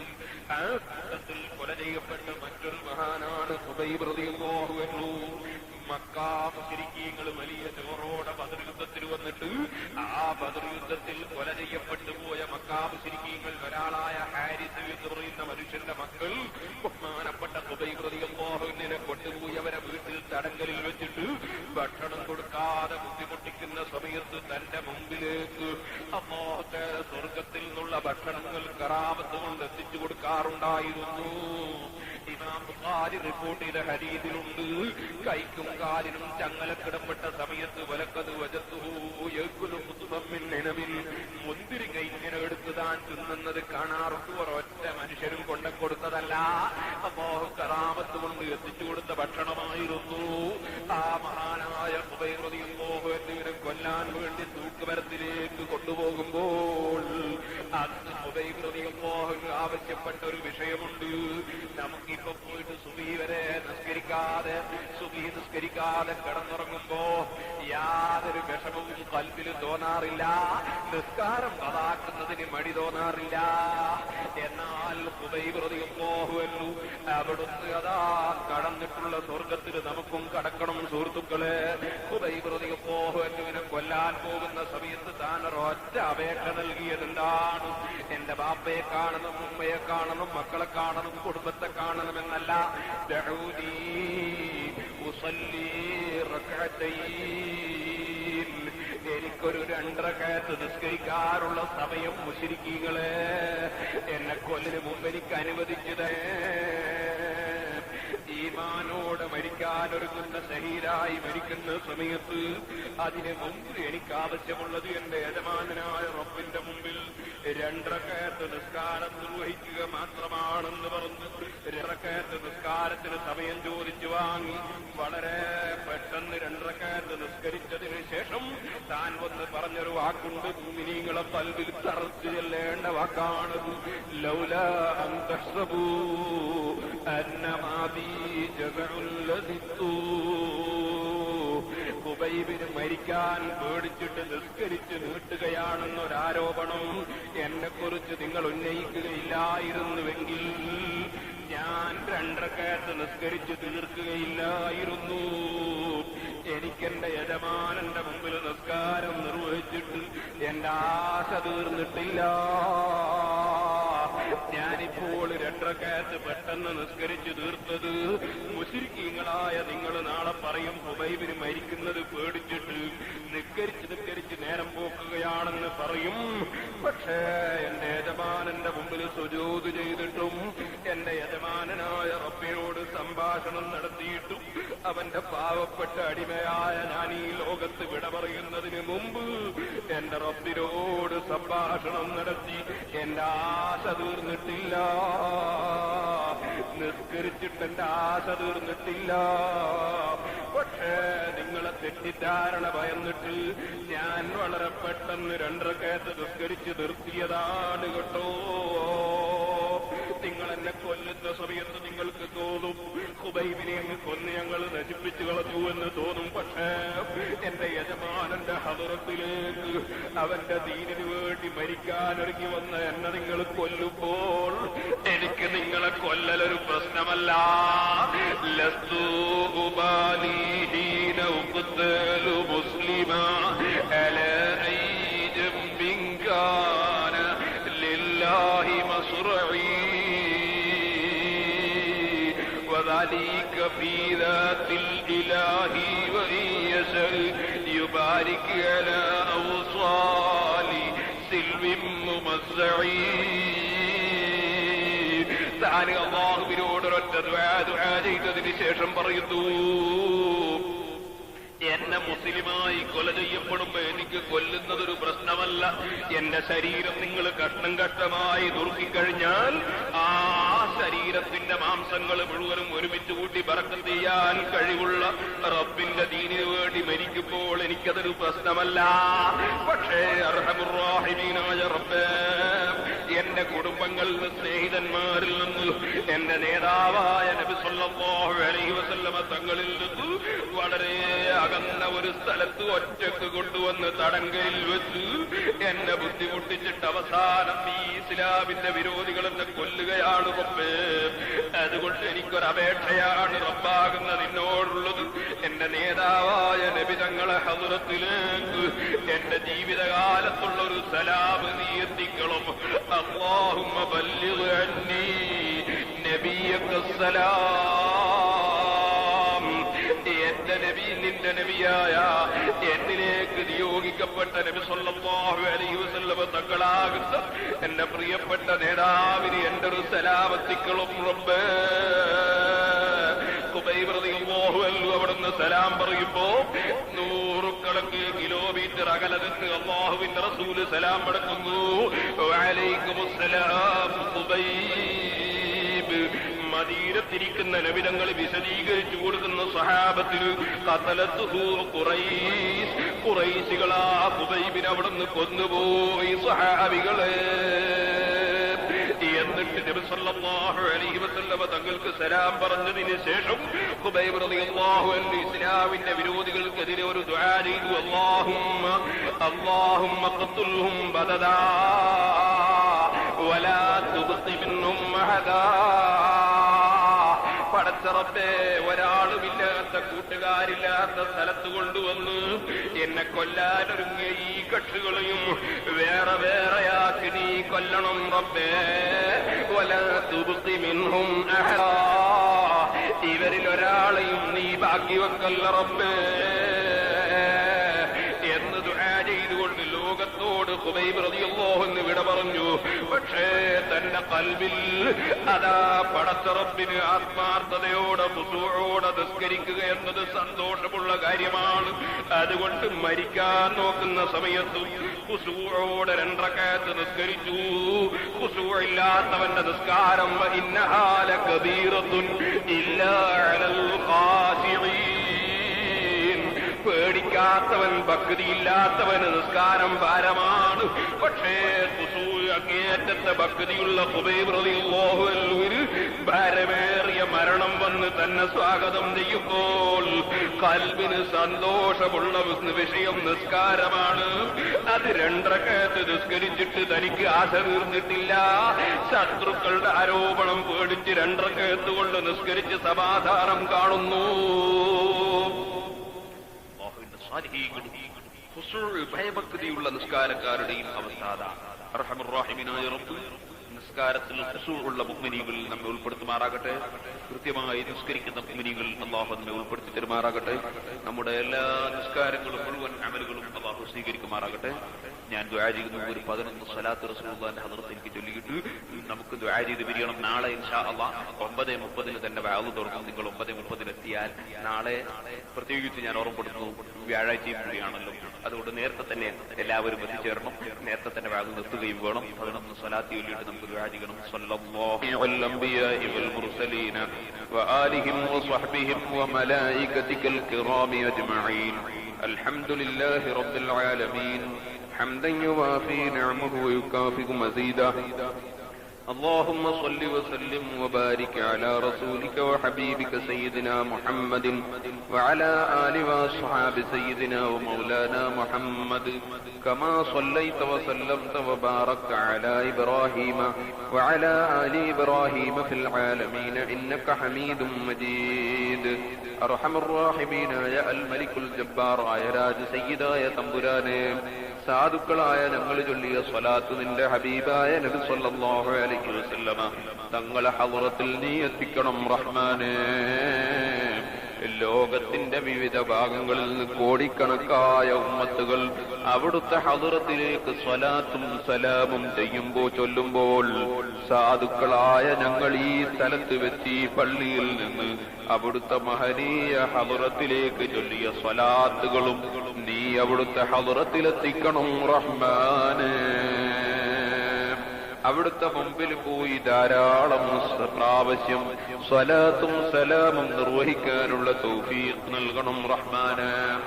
നിന്റെ ഹബീബായ നബി സല്ലല്ലാഹു അലൈഹി വസല്ലമ തങ്ങളോടുള്ള സ്നേഹം ഞങ്ങളെ ഖൽബിൽ നീ ഏറ്റി തരണം റഹ്മാനേ.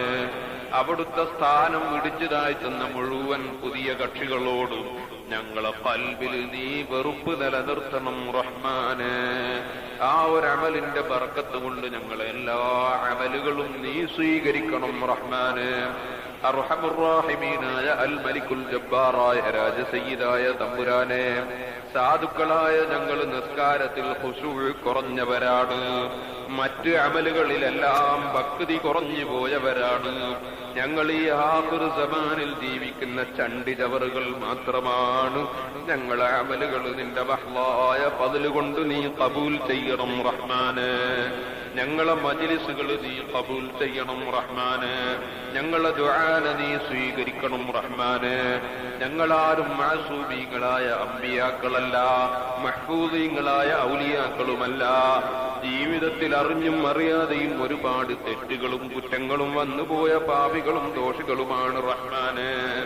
സാധുക്കളായ ഞങ്ങൾ യജമാനനായ നിന്നോട് താണുകേട് മാപ്പ് ചോദിക്കുന്നു. ഞങ്ങളെല്ലാ ദോഷങ്ങളും നീ മാപ്പ് ചെയ്യണം റഹ്മാനേ. എല്ലാ പാപങ്ങൾക്കും മാപ്പ് നൽകണം റഹ്മാനേ. ഞങ്ങൾക്കും ഞങ്ങളോട് ദുആ കൊണ്ട് വസിയ്യത്ത് ചെയ്തവർക്കും ഞങ്ങളെ സ്നേഹിക്കുന്ന മുഴുവൻ മുഅ്മിനീങ്ങൾക്കും നീ മാപ്പ് ചെയ്യണം റഹ്മാനേ. വല്ല പ്രശ്നത്തിനും വല്ല മനുഷ്യനോടും മാപ്പ് പറയാൻ ആവശ്യപ്പെട്ടാൽ ഞങ്ങൾ അഭിമാനം അതിനനുവദിക്കാറില്ല. റബ്ബാകുന്ന നിന്നോട് മാപ്പ് ചോദിക്കുന്ന സ്ഥലത്ത് ഞങ്ങൾക്കൊരഭിമാനവുമില്ല റഹ്മാന്, ഞങ്ങൾക്കൊരപമാനവും വരാനില്ല റഹ്മാന്. ഈ മാപ്പ് ചോദിക്കുന്ന നാവുകളെ പടച്ചത് നീ തന്നെയാണ് റഹ്മാന്. ചോദിക്കാനുള്ള കഴിവ് തന്നവരും നീ തന്നെയാണ്.